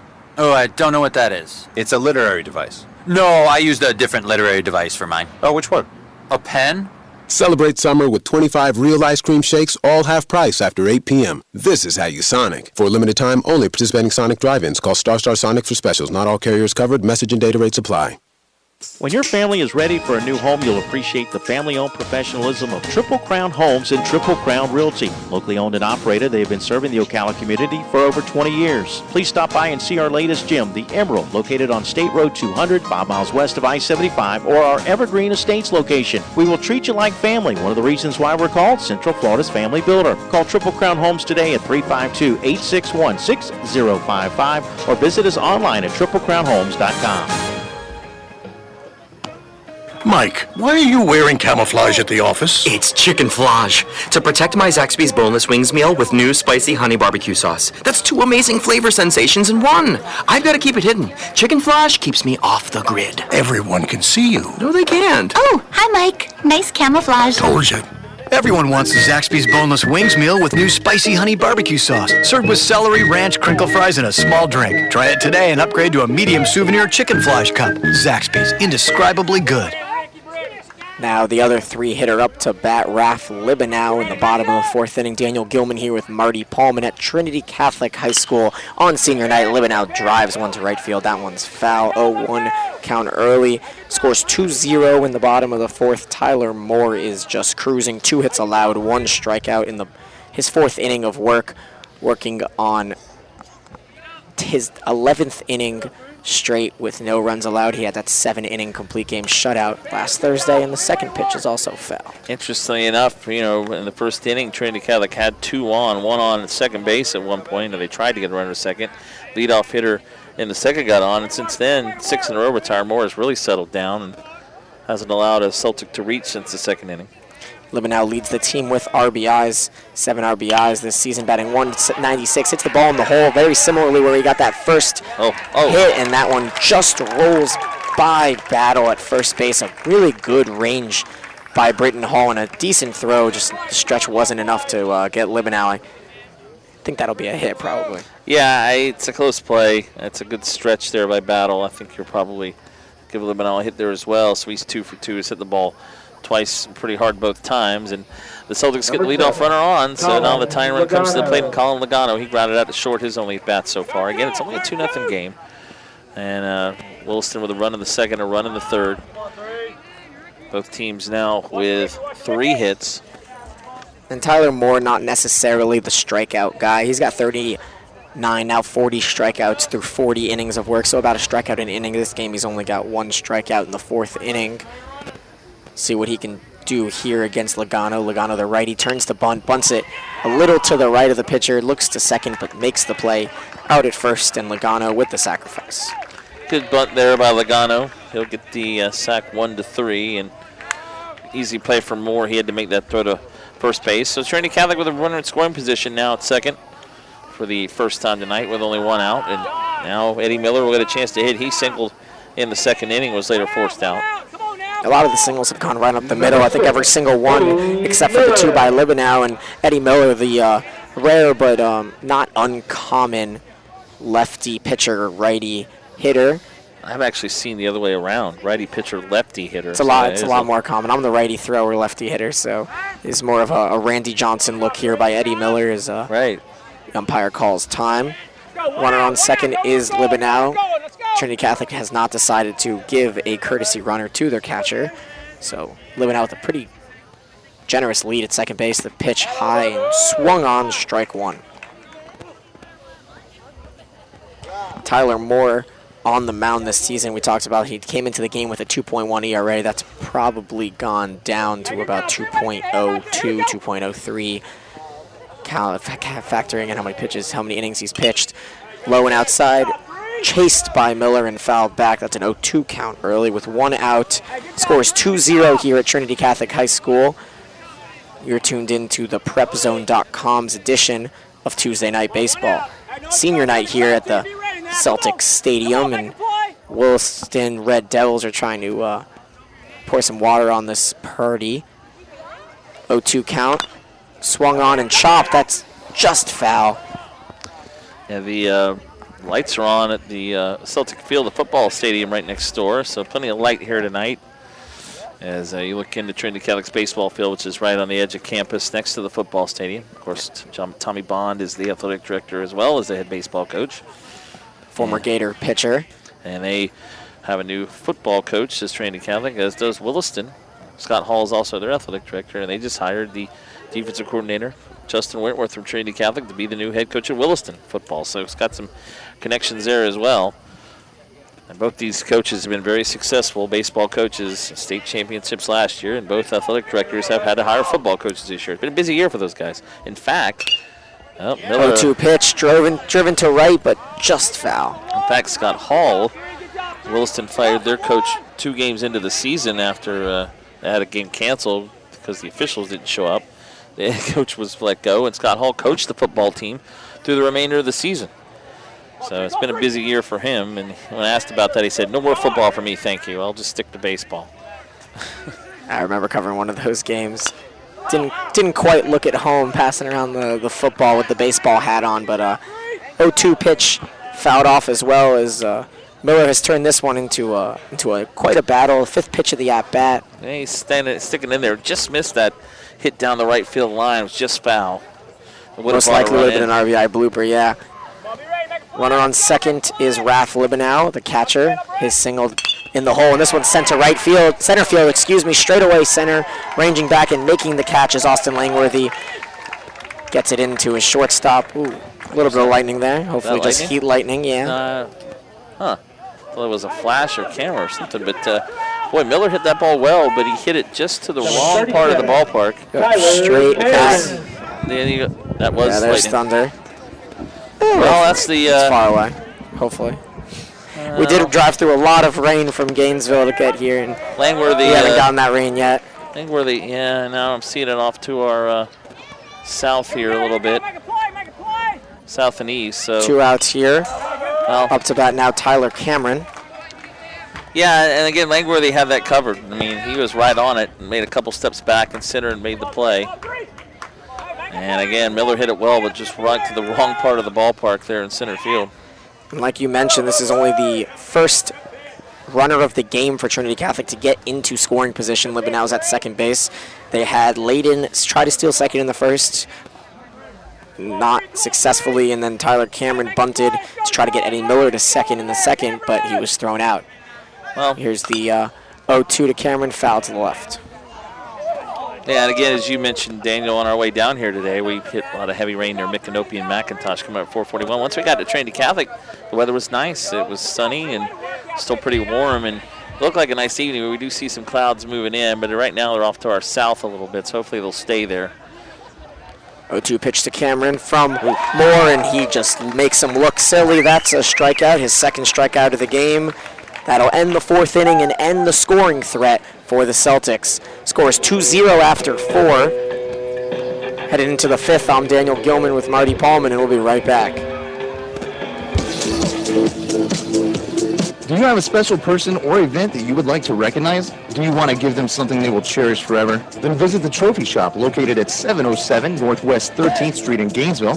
The Trophy Shop has it all, from plaques, awards and medals to engravable gifts, signs and promotional products. Browse through the list of products online at thetrophyshop.com or call 372-8551. The Trophy Shop in Gainesville, the latest technology and old-fashioned customer service.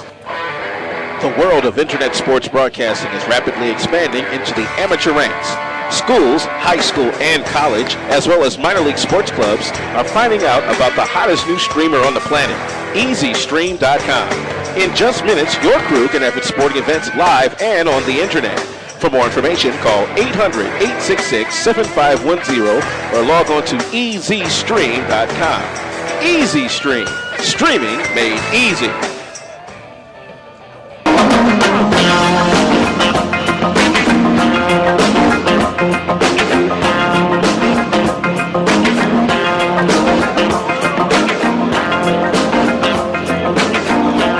And we have the Who welcoming us back into this beautiful night so far. The Dallas Mavericks use this as their open music. I forgot. They use at the American Airlines Center over there. Yeah, in Dallas. Now it's talking about for your world champion Dallas Mavericks. So I remember that from the Heat Mavericks final. But yeah, the Who Eminence front there is, man, I tell you what, it's either, the smell here is awesome. We're just sitting right by the grill here. It just keeps wafting up here. We're moving right along to the 5th inning, and again, as we kind of expected, good pitching from both sides, and we've been playing now for about an hour. We're in the 5th inning, and Williston, with those 2 runs, has been enough so far as we go to the top of the 5th.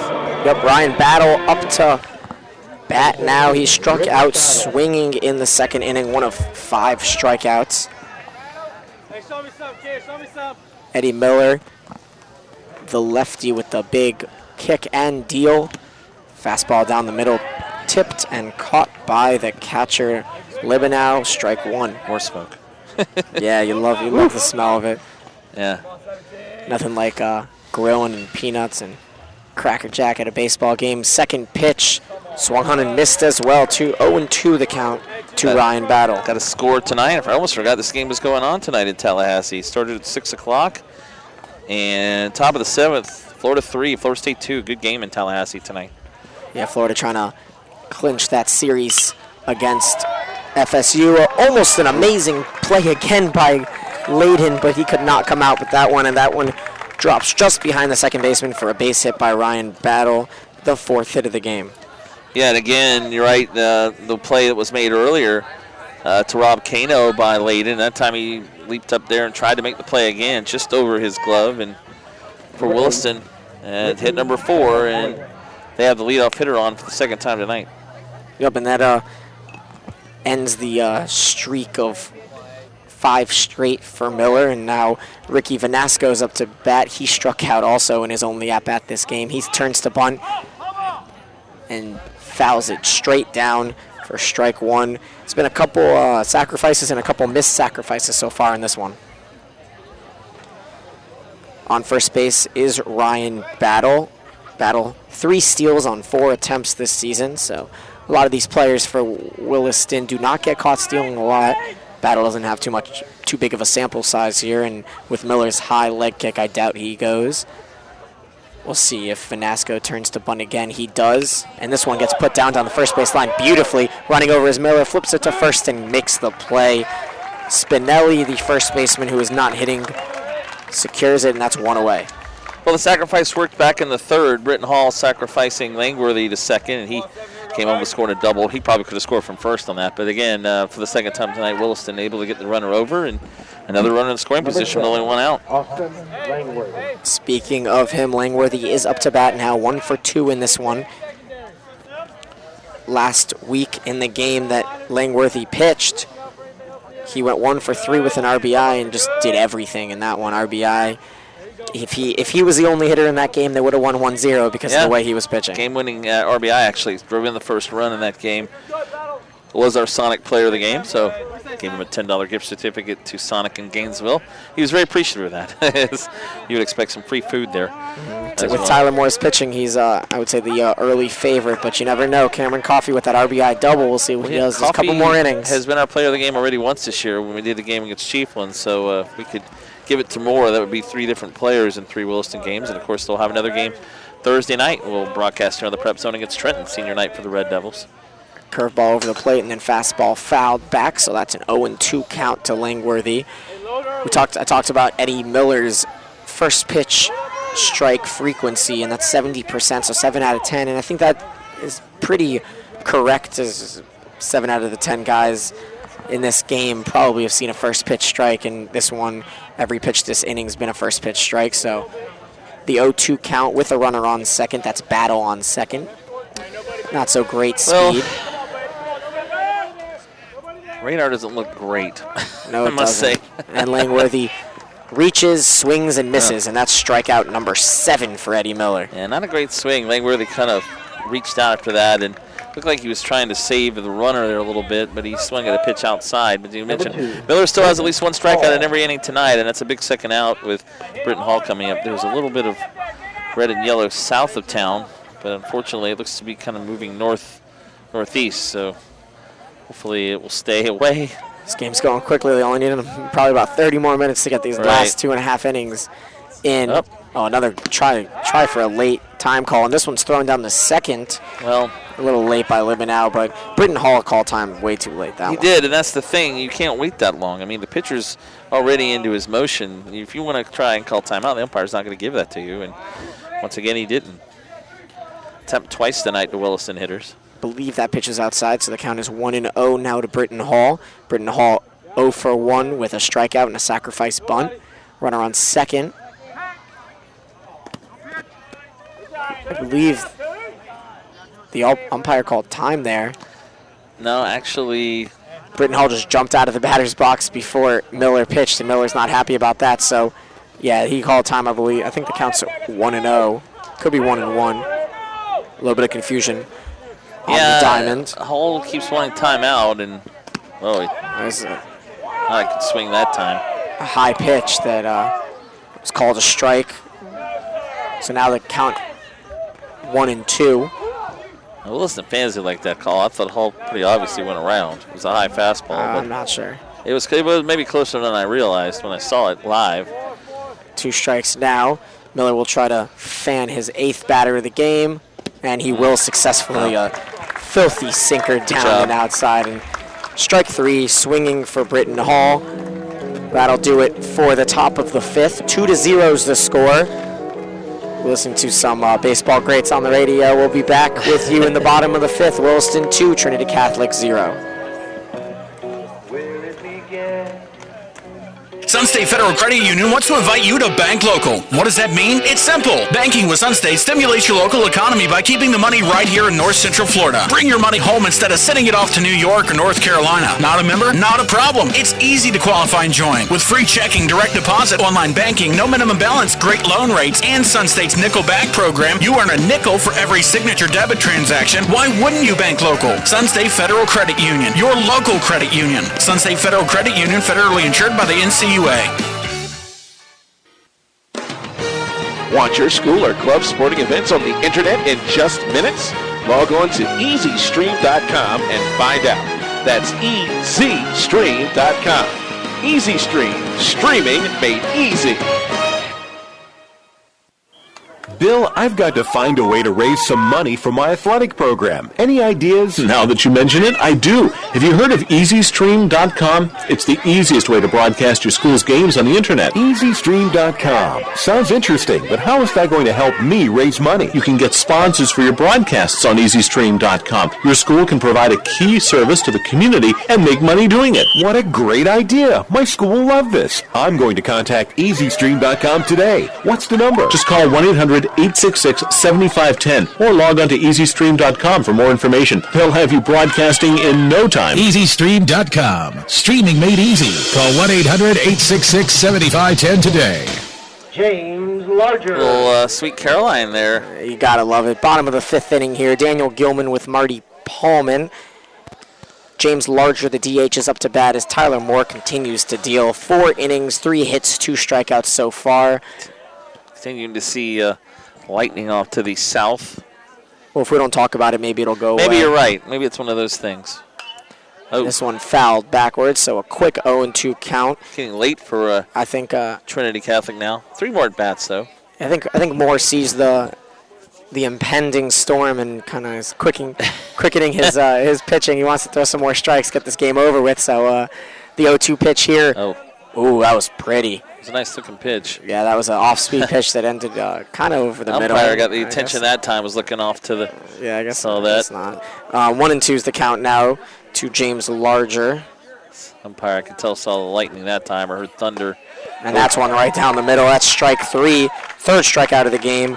2 in a row. For Tyler Moore. And, yeah, that's 2 in a row. 1 to end the inning to Tyler Cameron. And this one's to James Larger. Tell you, the mosquitoes are out. Oh, yeah, I can feel them tonight. It's fun. Yeah. And, Larger now has 2 strikeouts this game. Now, pinch hitting is number... Okay, we have I'm sorry. I apologize for that. Number 17. And that is Ryan Rogers. Ryan Rogers hitting for Persevich. Yep, grounded to second. Oh, he did not get the hop that he wanted, and it goes right through the legs of John Elderkin. He tried to get it on the huge hop, and it just one-hopped him and went under his legs. We'll call that one an error on him. Yeah, it'll be the second error of the game against Williston. And again, one in the first inning on the first baseman battle. This time we'll get one on Elderkin as he tried to play a tough hop and it just hopped back under his glove. So now a runner at first, one out for Anthony Paglia, the number 9 hitter for Trinity Catholic. Yep, and Williston will be looking for a double play. We haven't seen a double play yet in this one. Second error of the game, first one on Williston. Runner on first now is the first pitch is outside, but grabs the corner for a strike. For more information on auto life and health insurance in Gainesville, call State Farm agent Mark McGriff at 352-372-8406. Like a good neighbor, State Farm is there.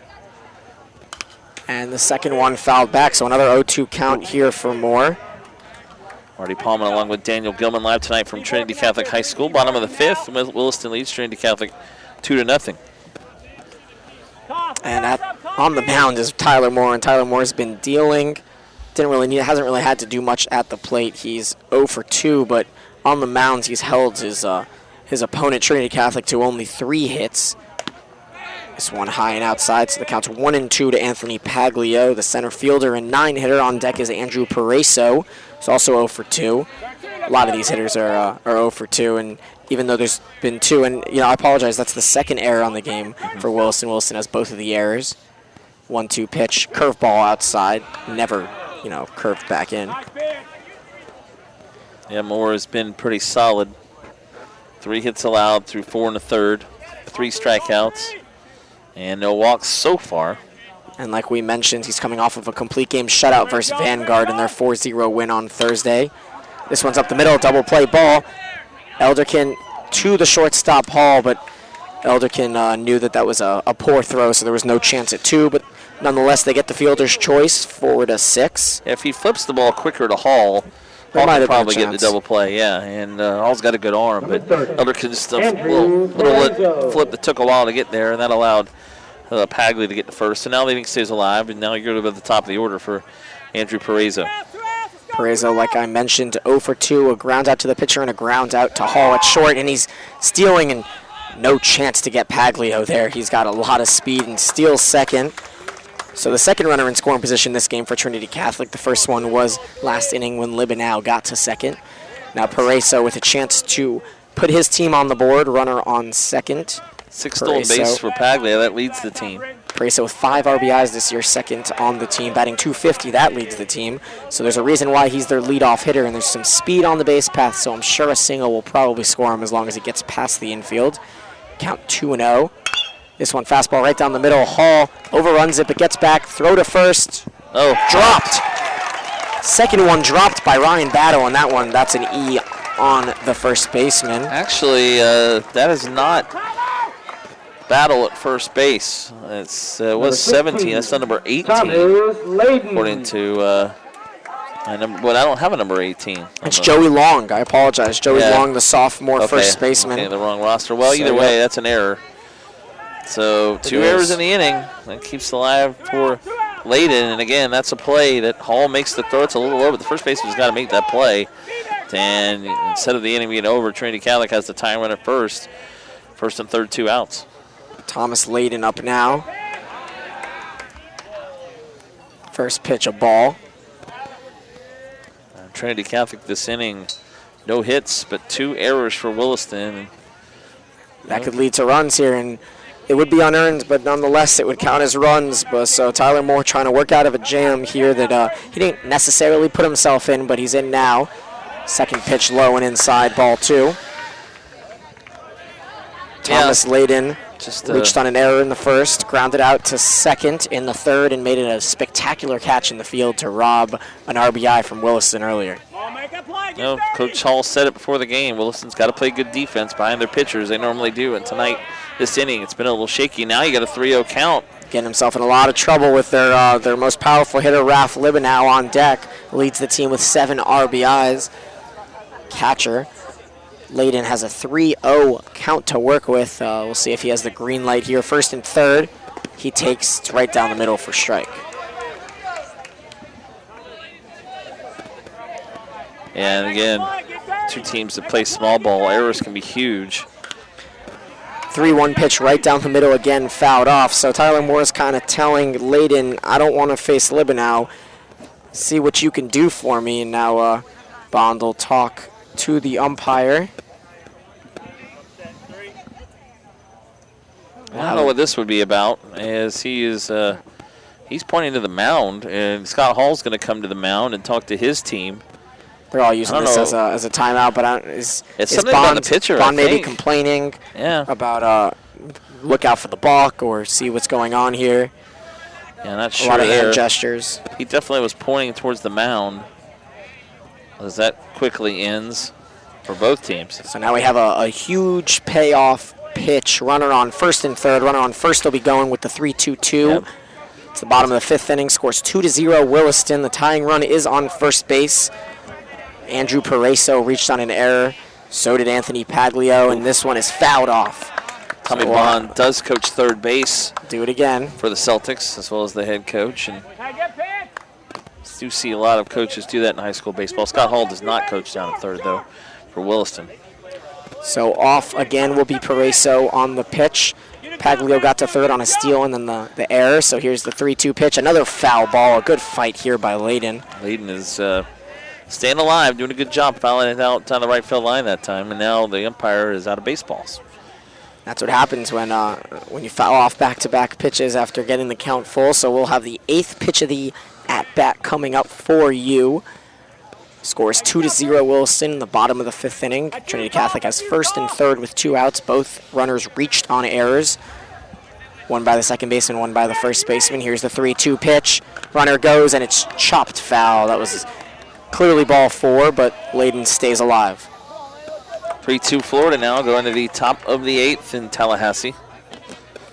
That's right, that game started at 6 tonight in Tallahassee. Third and last game of that season series, tied 1-1 there. Here's the 3-2 pitch for the 9th time in this at-bat, and there's a lot of bugs. Bugs almost look like the rain at this point. That one also fouled off. You know, what's interesting about that series, it kind of played out this year the way it normally does. Except for last year when Florida swept Florida State 3 games. But Florida usually wins in Gainesville. They have this year. Florida State usually wins in Jacksonville. They did this year. 3-2 pitch, runner going, sorry. Yep. Oh, that's fair. Good call. And late reactions there by Long, and it's going to be a single. Advancing to second on the throw to second to get him out. Got him. Oh! Wow. Just sliding in at second is Thomas Layden, and he gets a single, advances on the throw. RBI score is now 2-1, second and third for Libanow. Here comes Scott Hall. That throw beat that throw beat Layden to second. The only thing is he must have slid under the tag. And again, kind of a tough game down at first base tonight for Williston, as they started the game with battle. And now, as you mentioned, it's now, I guess, Long is playing first base. It's a bit of a tweener hit there by Layden as the ball kind of hit off the end of his bat towards the first base line. Looked like Long had it, but he just reached for a ball and came out with nothing. So it went down the right field line. The throw in from the right fielder, Coffey, was to third base where Pareso was running. Pareso was safe by a mile. And now we're going to have a pitching change. Exactly, and then the throw from Vanasco. Throw from Vanasco to second base. Elderkin beat the runner, but the tag clearly did not. It was very close, but Layden's risky base running pays off. So now a run for the Celtics thanks to the errors and then the double by Layden. And now, as you mentioned, with 2 outs, Moore's going to stay in the game. He's not coming out. Libanow, though, with 2 hits, a tough out here. But now you got the tie run at third, the go-ahead run at second with 2 outs. And with the impending rain, if they can get runs here, you never know what could happen with this game. First pitch, a strike on the outside corner, 0-1. Well, we hope it's not impending, but you never know. That's true. Maybe I'll anti-jinx it. Yeah.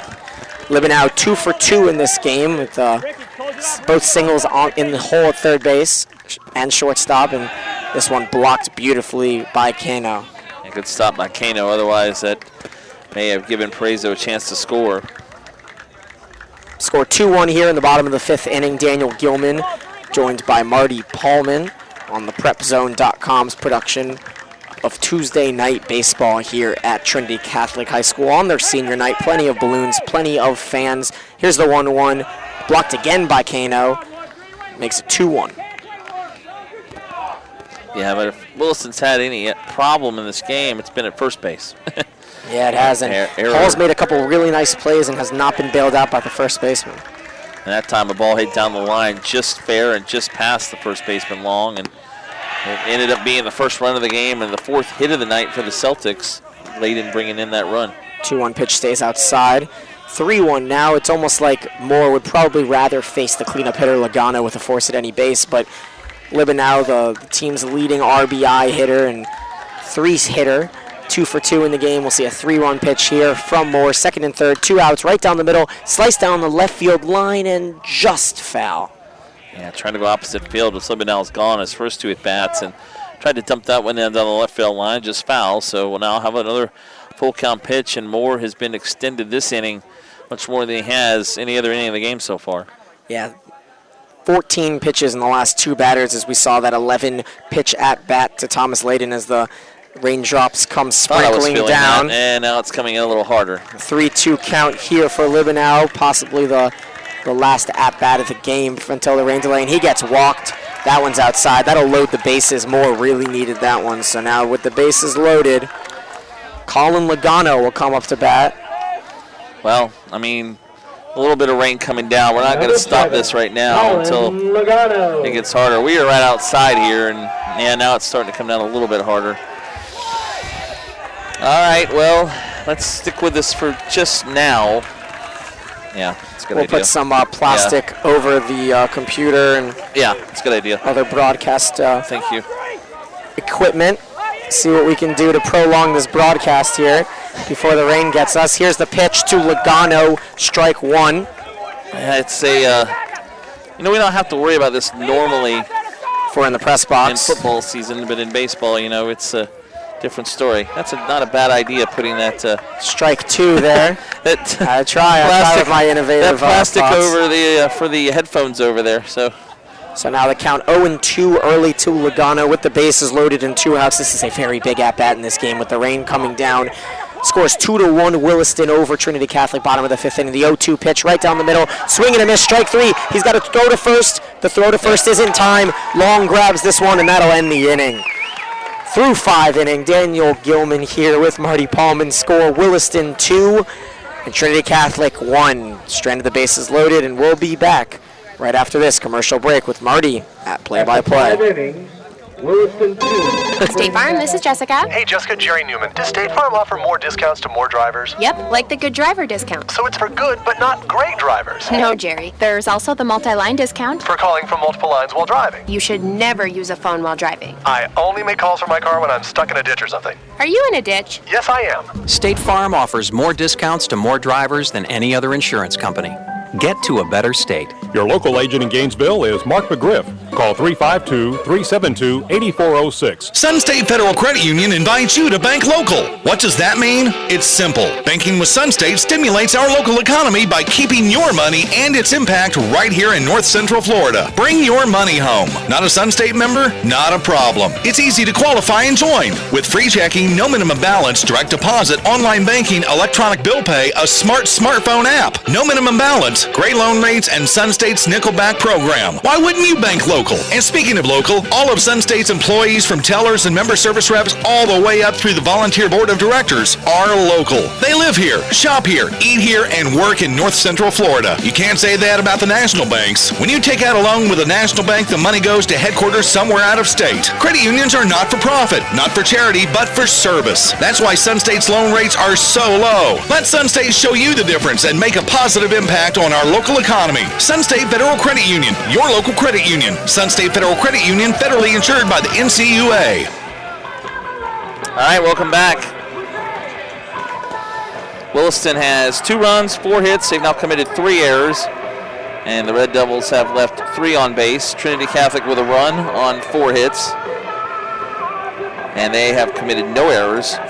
Trinity Catholic left 6 on. That's the bases loaded there in the bottom of the 5th. So we go to the 6th inning, and we are, it's just a light rain, really. We're only getting rained on a little bit. At least that means the mosquitoes will go away. Hopefully that's all we'll have. It's 2-1 as we go to the 6th inning, and Marty Palmer along with Daniel Gilman and Williston leading off.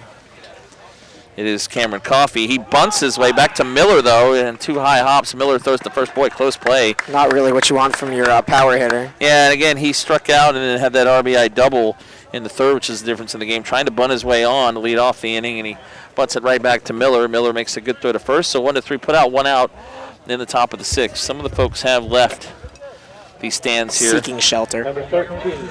Some are Hayden Kano. up in the press box, which is where we're going to be going if things get worse, so they have to get out of there. Yeah. 1 out. Here's Hayden Kano. And a strike. Miller continuing. Kano tonight hit by a pitch, and a pop to second is 0 for 1. A lot of these guys are trying to bunt against Miller because it's so hard to hit that sinking fastball and those curveballs. Ooh. Call time, and the rain-soaked ball gets slipped. I'm not sure why Miller fired that one. Well, sometimes it's safer to go through and throw the ball away instead of stopping mid wind-up because it could pull something. State Farm, this is Jessica. Hey, Jessica, Jerry Newman. Does State Farm? All right, we don't need you, Jessica, or Jerry Newman. Sorry.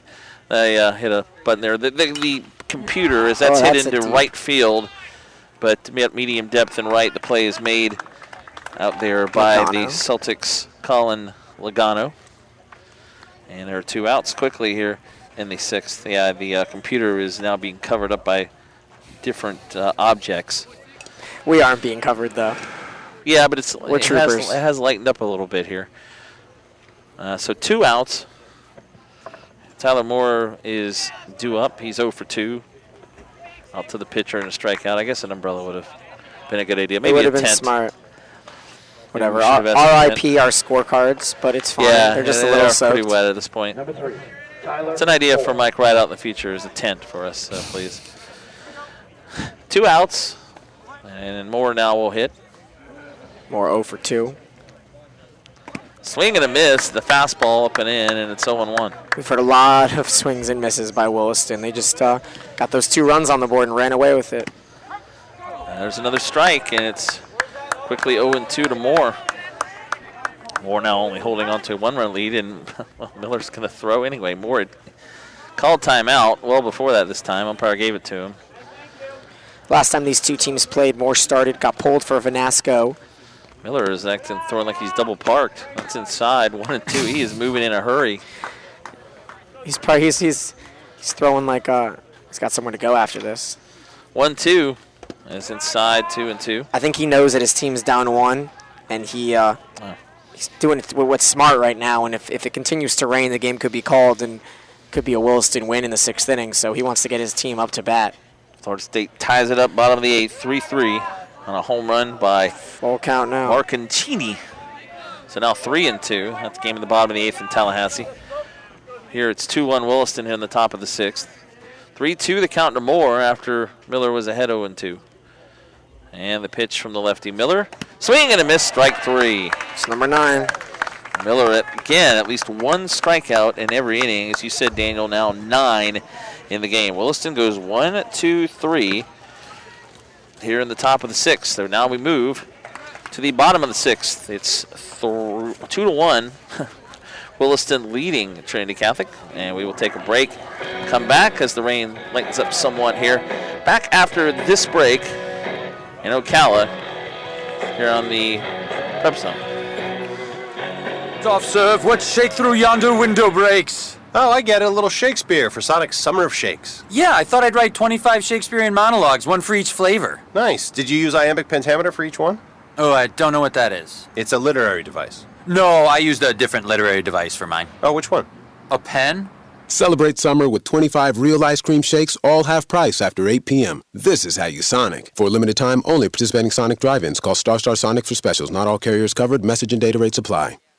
When your family is ready for a new home, you'll appreciate the family-owned professionalism of Triple Crown Homes and Triple Crown Realty. Locally owned and operated, they have been serving the Ocala community for over 20 years. Please stop by and see our latest gym, The Emerald, located on State Road 200, 5 miles west of I-75, or our Evergreen Estates location. We will treat you like family, one of the reasons why we're called Central Florida's Family Builder. Call Triple Crown Homes today at 352-861-6055 or visit us online at triplecrownhomes.com.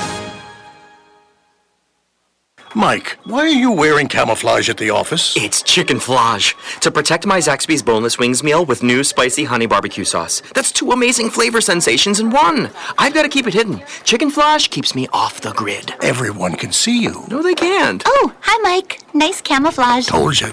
Everyone wants a Zaxby's boneless wings meal with new spicy honey barbecue sauce. Served with celery, ranch, crinkle fries, and a small drink. Try it today and upgrade to a medium souvenir chicken flash cup. Zaxby's, indescribably good.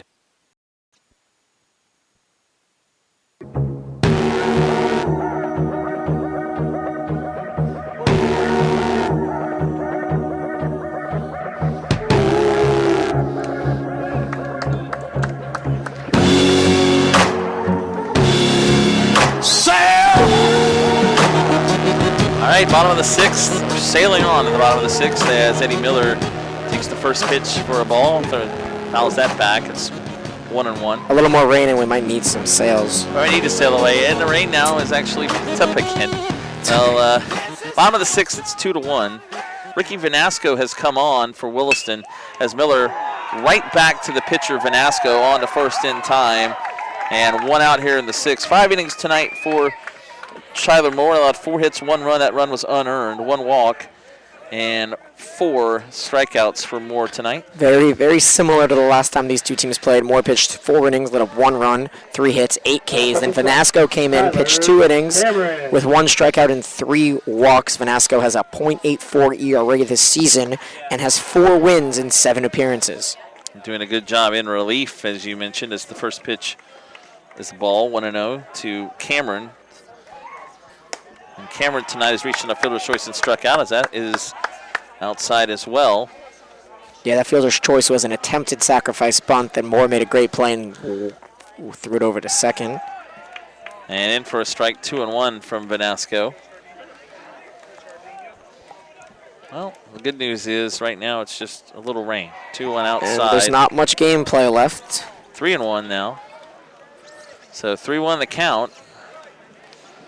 Cameron, the number 6 hitter on deck. James Larger due to hit. And that is hit foul on the right field line out of play. And, of course, the minute I say that, the rain gets harder. Harder, yeah. So it's now full 3-2 to Cameron. But Vanasco is not in any rush like Miller was. He needs to be. 3-2 is hit line to first. And the play made over there by the first baseman. It's Long makes his first play of the game after missing 2 last inning, costing Moore a run and costing us more time in this rain. 2 outs, hit well though right at Long. And now James Larger due up. Larger has struck out twice here tonight. Yeah, now it's raining harder. If you can hear it, I think you can. Swing and a miss, and it's 0-1. We're troopers, though. We're still out here, one of 12 people sitting in the stands. Hoping that this is hoping we don't get electrocuted to death. For our, there's a strike. No, that was outside. Pardon me, outside. Sometimes it looks like a strike call, but it's the umpire. This umpire likes to let people know that it was outside by throwing out his arm in a very similar motion as to the strike. Foul back by Larger behind us. Hope they're not running out of balls. A lot of foul balls in this one. 1-2, I believe, is the count. Nothing but the pitter-patter of rain. Outside, it's 2-2. Da-da-da. Need Masters music. The azaleas. They have the colors. Trinity's colors are green and yellow. 2-2, swing and a miss, strike 3. And Larger strikes out swinging. And that is another 1-2-3 innings. Vanasco gets his first strike out of the game, and that means we move on to the 7th. It's about time. 2-1, Williston leading it. And we are going to take a break. Actually, we'll keep it right here. As the we can't get to the computer, so we'll stay with you. I don't want to mess with it right now. I'll throw out some statistics from Vanasco this season because he just struck him out there. Vanasco on the year. Yep. And has 23 strikeouts in 17 innings. Allowed 9 hits, 2 earned runs. But his issue is the walks. So we'll see if he's out there for the bottom of the 7th inning because he has 8 walks this year in only 16 innings. So that's about a walk every 2 innings. So he's almost due for one. When your family's ready for a new home, you'll appreciate the family-owned professionalism of Triple Crown Homes and Triple Crown Realty. Call Triple Crown Homes at 352-861-6055 or visit them online at triplecrownhomes.com. Prepzone.com. Also, Zaxby's is a proud supporter of Trinity Catholic High School. I'd like to thank the 4 local Zaxby's restaurants. Sun State Federal Credit Union is your local credit union and proud sponsor of the Prepzone.com Sports Report every Monday, Wednesday, Friday at 7:30 a.m. on 104.9 WOW FM. Promoting local high school sports and athletes. Bring your money home. Bring it to Sun State Federal Credit Union. Well, these stats are all just They're done. It's over. Yeah. All right, we go to the top of the 7th, and you know what? It's just an annoying rain at this point. Oh, yeah, it is. But, there's no thunder, there's no lightning, so let's keep playing baseball. So don't jinx it. All right, it's going to be Elderkin leading off for the 7th for Williston. They'll have 6, 7, and 8. Elderkin today is struck out and grounded to the pitcher. Miller going for the complete game. Well, if Trinity Catholic can tie it up in the bottom of the 7th or get 2 runs, he'd be the winning pitcher if he can get out of this, as Elderkin is fouled off behind us, 0-1. Pitch count not an issue to Miller. He's got 9 strikeouts now through 6 innings. 0-1 the count. Ranfield in at third there as Elderkin checks swing, then fouls it off down the right side, 0-2. Elderkin did attempt to bunt his last time up, popped it up. Cameron at third is playing up on the grass, maybe looking for a bunt by Elderkin. Williston with a run in the 2nd, a run in the 3rd. Trinity Catholic, their only run coming in the bottom of the 5th.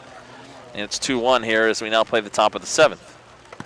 That's outside, 1-2. Miller has gone all the way, allowed 4 hits, 2 runs, both earned, 9 strikeouts, and no walks tonight.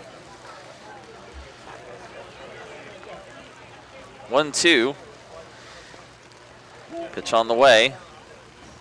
Swing and a miss, strike 3, and there's your 10th strikeout of the game for Miller. 1 in every inning, like you mentioned earlier, and that one's swinging. The majority of his strikeouts have been swinging.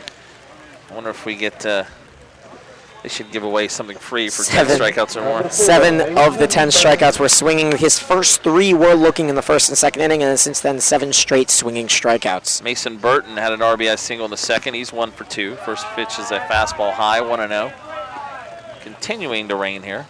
On deck is Keith Hardy, ready to pinch hit for Joey Long. That was the spot that Battle started the game. And I'm not sure if Long even hit tonight. He has Burton not. Into center. Oh! And it goes over the head of the center fielder. Boy, misplayed out there. The rain clearly got in his face. Yeah, it did. And, well, I don't know if that's a hit. If he I'll give him a hit. Yeah, Burton hit it well. It's his 2nd hit of the game. He had to jump to make, just because he misjudged it doesn't mean it's an error. Yeah. So he went in instead of going backwards, and then had to run backwards and couldn't make the leaping catch. So now Hardy comes to the plate. Runner at first with 1 out, and it will be Keith Hardy to hit in this spot. I'm not sure why I'm bothering keeping score anymore. I'm just going to let that go. I'm doing the same thing, but instead of pencil marks on my paper, it's just holes being written because of the rain. I'm just going to give up on that for tonight. Scott Hall now is talking to our home plate umpire. Possibly talking about calling the game, because if they call it now, it's going to be a Williston win. I don't know if that's what he's doing now, the top of the 7th. I don't think there's any way you can really argue that. But all right, here's Hardy. Or maybe you can. I don't know. You could argue anything, Marty. You'll Probably learn true. Probably true. Yeah, I have learned that, actually. All right, here is Keith Hardy. It's high, 1-0.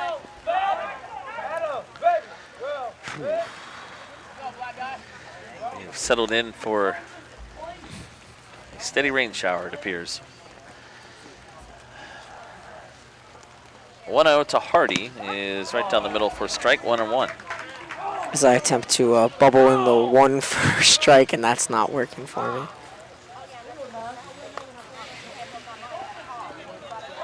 1-1 the count.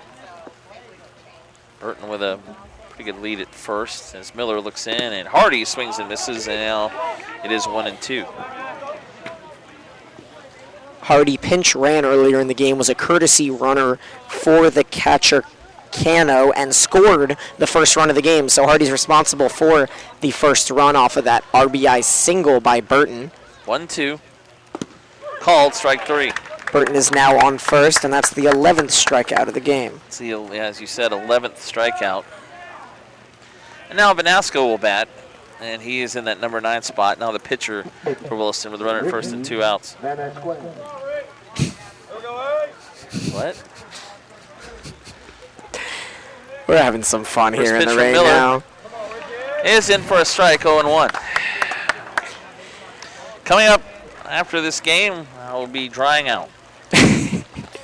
Thank you for sticking with us, those of you who are still listening. Little high. Top of the 7th inning here, 2-0 is the score. Starting 2-1, actually. 2-1, I apologize. The scoreboard says 2-0. It gave up. Starting to really regret the decision of staying here, because it's. But we're in the 7th, so let's just stick through this here. The 1-1.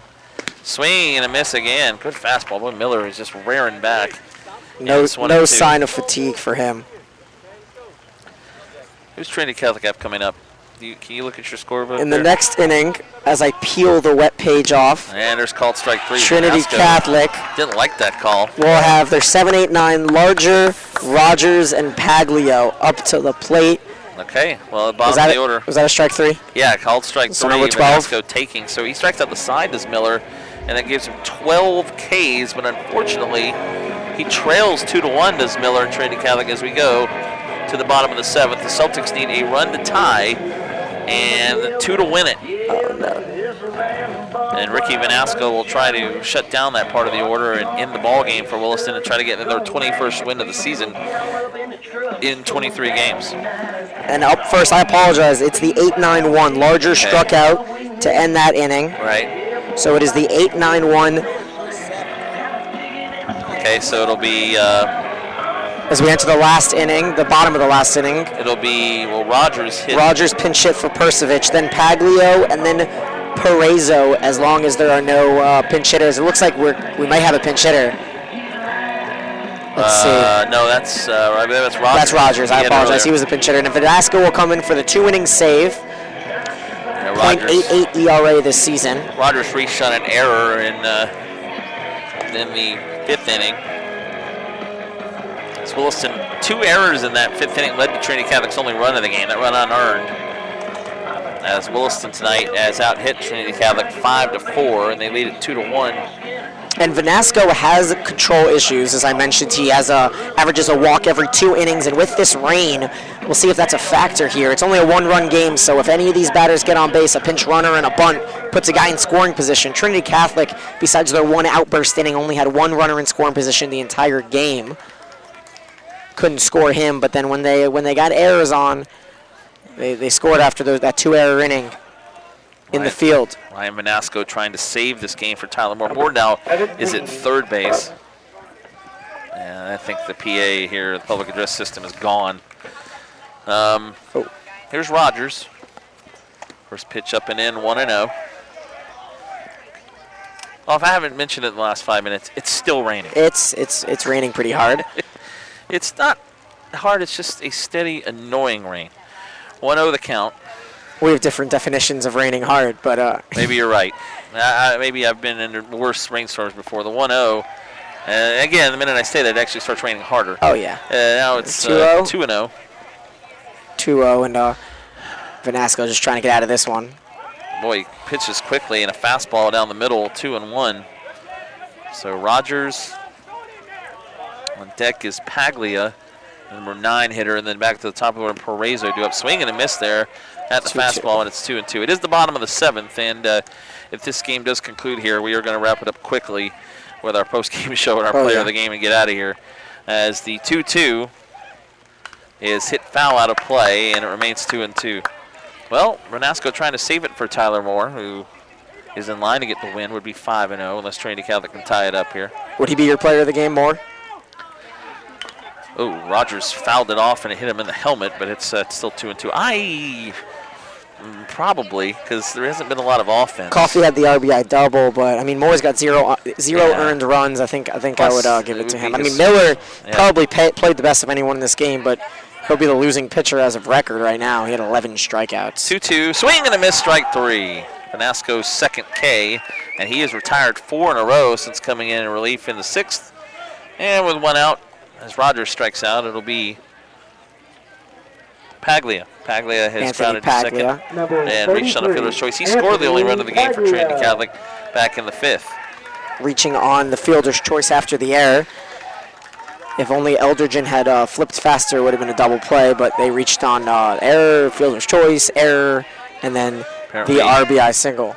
Yep, first pitch is a strike to Paglia, swing and a miss 0-1. Josh Tobias apparently has made a great catch to send the game to the ninth, tied at 3 in Tallahassee. And that's fouled off to the left out of play. Wonder if it's raining there. No, probably not. It's only raining in Ocala. In the entirety of the world. No, in Florida. No, I don't know. Apparently not. They're playing, or at least it's not raining that hard. 0-2 the count. We've played. It's been raining now since really the fifth inning. Yeah, bottom of the fifth. Yeah. 0-2 now. Ooh, boy. Ooh, a little low. Gotta call that. Shins. That was at the shins in the 1-2.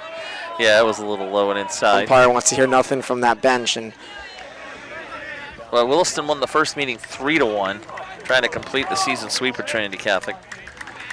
The 1-2. That's inside, and it's 2-2. Well, again, another close to the vest, low-scoring game tonight. As expected. Between these two. A total of 9 hits, I believe. What? Yeah, 4 for one team and that is popped up in foul territory. Can't see. And made the catch. It was caught. Great catch there. Yeah, that was Tyler Moore who went over to make the play near the fence there in foul territory, the third baseman. Fighting the chain link fence and the rain and the boos coming down from the tens of fans still sticking with us. We got a lot of folks on the Williston side still here and some from the Trinity Catholic side. It's going to be up to Paraiso to keep it going. He is 0 for 3 tonight. Grounded to the pitcher, grounded to short, reached on an error. Vanasco trying to get the third out, and that's a called strike on the outside corner. It's 0-1.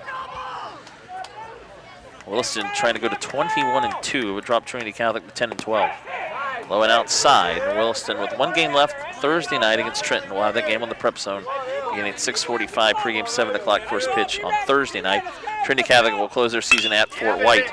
Chop to second. Elderkin has it. Throws to first, and Williston has done it again. All they needed tonight was 2 runs, and they got it done. So Williston wins it 2-1. The Red Devils are now. It's almost stopped raining now, of course. Of course. As Williston goes to 21-2, Trinity Catholic falls to 10-12. This is the Sun State Federal Credit Union postgame show. We're just going to do that here and wrap it up. Sun State Federal Credit Union is your local credit union and proud sponsor of the PrepZone.com Sports Report every Monday, Wednesday, Friday at 7:30 a.m. on 104.9 WOW FM. Promoting local high school sports and athletes. Bring your money home. Bring it to Sun State Federal Credit Union. And the, I guess the honorable mentions for player of the game, we'll go through them. Miller, the pitcher for Trinity Catholic, struck out 11 through 7 innings, only let up 2 runs, had the blunder in the second inning with the fastball down the middle on a 1-2 pitch that was sent to center by Burton. And then the RBI double by Cameron Coffey, which will transition to Cameron Coffey, who went 1 for 3 with an RBI double. A rip to left center field to score Langworthy, who was on base via single. And then Burton had an RBI single, a very good at-bat, a hitter that's only hitting 190 this season. Gets the RBI, and I guess Coffey's is the game-winning RBI. And then for Trinity Catholic, the catcher, Raff. Libanow had 2 hits tonight. 2 hits, reached on base 3 times, I believe. And RBI, Leighton had the only RBI of the night with a double. And a great catch. Trinity Catholic, he did. But our Trophy Shop scoring summary, we'll get that to you as well. Shop Florida's finest awards online, including trophies, plaques, signs, name tags, promotional specialties, and embroidered apparel at the Trophy Shop on 13th Street in Gainesville. Visit them online at thetrophyshop.com. Williston, 2 runs tonight on 9 hits, I believe. 5 hits. 5 hits. 9 hits total, yes. Yeah, they committed 3 errors, and Williston tonight left 4 on base as Tyler Moore, the winner. He's now 5-0, 5 innings pitched, 4 hits, 1 unearned run allowed, 1 walk, 4 strikeouts. You mentioned Coffey with an RBI double. Mason Burton had the other RBI, had 2 hits tonight. Langworthy with a hit and a run scored, and Kano also was hit by a pitch and already scored the other Williston run of the game tonight. Ricky Vanasco getting the save, going the final 2 innings, allow nothing. He struck out 3 and retired 6 in a row. Perfect innings. Trinity Catholic, 1 run tonight for them on 4 hits. They did not commit an error and ended up leaving 6 on base, let the bases loaded in the 5th. Again, we mentioned Leighton and the only RBI of the game with a double in the 5th inning. Eddie Miller, tough luck loss for him, and again, 5-4 now with an ERA of about .7. He gave up 2 runs tonight and 5 hits. Probably deserved a better fate. Struck out 12 with no walks, and again was the more dominant pitcher, but he gave up a run in the 2nd and a run in the 3rd. 2 out hits by Burton and Coffey, and that was it. Trinity Catholic They're only running the 5th, and that's your final tonight, 2-1. Williston now 21-2. Trinity Catholic now 10-12. Yeah, and I don't know if I would agree that he was the more dominant pitcher. I think Tyler Moore pitched unbelievably. It was just he pitched the contact, and Miller was more of a strikeout guy, and I guess that's a sign of dominance. But Moore kind of relied on his fielding, and if his fielding had lived up to what was expected from Coach Hall, then I think he would have pitched a shutout, and he probably would have gone all 7 innings, or maybe 6 of the innings.